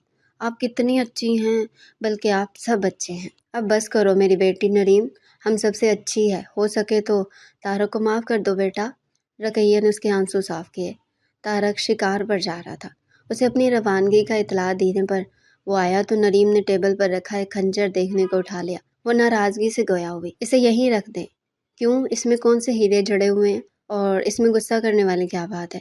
वो तल्खी से बोला और रिवॉल्वर की नाल साफ करने लगा। और फिर खुद ही इलाज करती, क्योंकि मुफ्त का डॉक्टर आपको मैसर है। मुस्कुराहट उसके होंठों पे चमकी। वैसे बेहतर नहीं है कि मुझे भी शिकार पे साथ ले जाएं? अगर आप जख्मी वख्मी हो गए तो ट्रीटमेंट दूंगी। वो कहीं मजाक तो नहीं कर रही थी। तारक ने निगाहें उठाकर जायजा लिया। हंसी को जब्त करने की कोशिश में उसका चेहरा सुर्ख हो रहा था। क्यों, क्या और डॉक्टर मर गए हैं? मर तो नहीं गए हैं, मगर मेरे जैसा इलाज हर कोई नहीं कर सकता। तारक ने टेबल पर पड़े असले को देखा और फिर उसे जवान पिस्टल और खंजर से ज़्यादा ताकतवर थी। यकीनन वो उसे तंग कर रही थी। ज़ैदी वाले मामले से भी वो आगाह हो चुके थे। डॉक्टर साहिबा, हम आपकी बहादुरी के मोतरफ हैं, मगर बात तो अंदर आकर करें। नरीम की बेखबरी से फ़ायदा उठाकर तारक ने उसे दरवाजे से अंदर खींच लिया। छोड़े मुझे, बड़ी अम्मा मेरा इंतज़ार कर रही होंगी। फिर आपको शिकार पर भी तो जाना है। भाड़ में क्या शिकार, मुझे आज बड़ा गुस्सा आ रहा था इसलिए शिकार पर जाने का प्रोग्राम बना लिया, मगर अब कैंसिल कर दिया है, इसलिए कि उसने बात अधूरी छोड़ दी। किस लिए? नरीम ने बेताबी से पूछा, क्योंकि तारक फ़िलहाल शराफत के जामे में ही था। اس لیے کہ میرے سامنے ایک پیاری سی ہرنی کھڑی ہے، سوچا آج اسی کا شکار کر ڈالیں۔ جی نہیں، وہ واقعی خوفزدہ ہرنی کی مانند ہو گئی۔ جی ہاں، اعتراض کا سوال ہی پیدا نہیں ہوتا، آج میں بااختیار بھی ہوں اور مضبوط بھی۔ آنٹی انکل کو میں نے ایک ایک بات بتا دی ہے، انہوں نے مجھے معاف کر دی ہے، تم بھی کر ڈالو۔ نریم نے اسے دھکا دیا تو وہ اپنی جوک میں سیدھا ٹیبل پر گرا۔ گرنے سے بچنے کے لیے اس نے ٹیبل کو تھامنا چاہا تو چمکدار خنجر ہاتھ میں آ گیا۔ پل بھر میں اس کا ہاتھ سرخ خون سے بھر گیا۔ اچھا خاصا گہرا گاؤ لگا تھا اسے۔ یہ تو نے کیا کر دیا ہے نریم؟ اس نے خود کو ملامت کی اور طارق کا زخمی ہاتھ اٹھایا۔ اٹھیں، کمرے میں چلے، فرسٹ ایڈ باکس وہیں پڑا ہے۔ وہ بے پناہ شرمندہ تھی۔ جی شکریہ، میں خود ہی کچھ بندوبست کر لوں گا۔ اس نے ہاتھ چھڑوانا چاہا۔ پلیز طارق، نریم کی آنکھوں میں حسین التجا تھی۔ میں یہیں فرسٹ ایڈ باکس لے آتی ہوں۔ میں نے کہا نا، اس کی ضرورت نہیں ہے۔ وہ جیب سے رومال نکال کر زخم پر باندھ چکا تھا۔ پلیز طارق، زخم بگڑ جائے گا۔ اس کے بے حد قریب آ گئے۔ طارق نے اسی زخمی ہاتھ سے اسے مزید قریب کیا اور بولا، اب سارے زخم بھر گئے ہیں۔ طارق، بے احتیاطی مت کریں، اس پہ کوئی اثر نہیں ہوا۔ ایک تو تم رومانٹک بھی نہیں ہونے دیتی۔ سوچ رہا ہوں تم سے کیا کہوں، مگر مجبوری بھی ہے، رومانٹک گانے سننے پر تم نے پابندی لگا دی ہے۔ اب کیسے رومانس جھاڑوں گا تم سے؟ اس کی پریشانی قابل دید تھی۔ نریم کو ہنسی آ گئی۔ ٹھیک ہے، میں جا رہی ہوں، کسی ڈاکٹر سے بینڈیج کروا لیجیے گا۔ ڈاکٹر کو مارو گولی، میں نے تو تم سے علاج کروانا ہے۔ بے شک جتنا مرضی زخمی کر لو، مگر علاج اپنے پیارے پیارے ہاتھوں سے کرنا۔ طارق نے جاتی نریم کا آنچل پکڑا۔ آنچل کے ساتھ وہ خود بھی آ گئی۔ دونوں سرے جو طارق کے ہاتھ آ گئے تھے، جو ہی طارق کا دھیان ہٹا وہ بھاگ کھڑی ہوئی۔ ٹھیک ہے، میں ابھی بینڈیج کروا کر آتا ہوں اور پھر اسی زخمی ہاتھ سمیت تم سے بہت سارے اعترافات کروں اور کرواؤں۔ طارق نے اسے دھمکی دی۔ اس کے پیچھے پیچھے وہ بھی اندر آ گیا۔ یہاں وہ بڑی اماں کے پاس فرسٹ ایڈ باکس رکھے سوچ رہی تھی، مجھے اب تم سے نفرت نہیں بلکہ محبت کرنی پڑے گی، کیونکہ تم نے مجھے پھر سے اٹھا کر کھڑا کیا ہے۔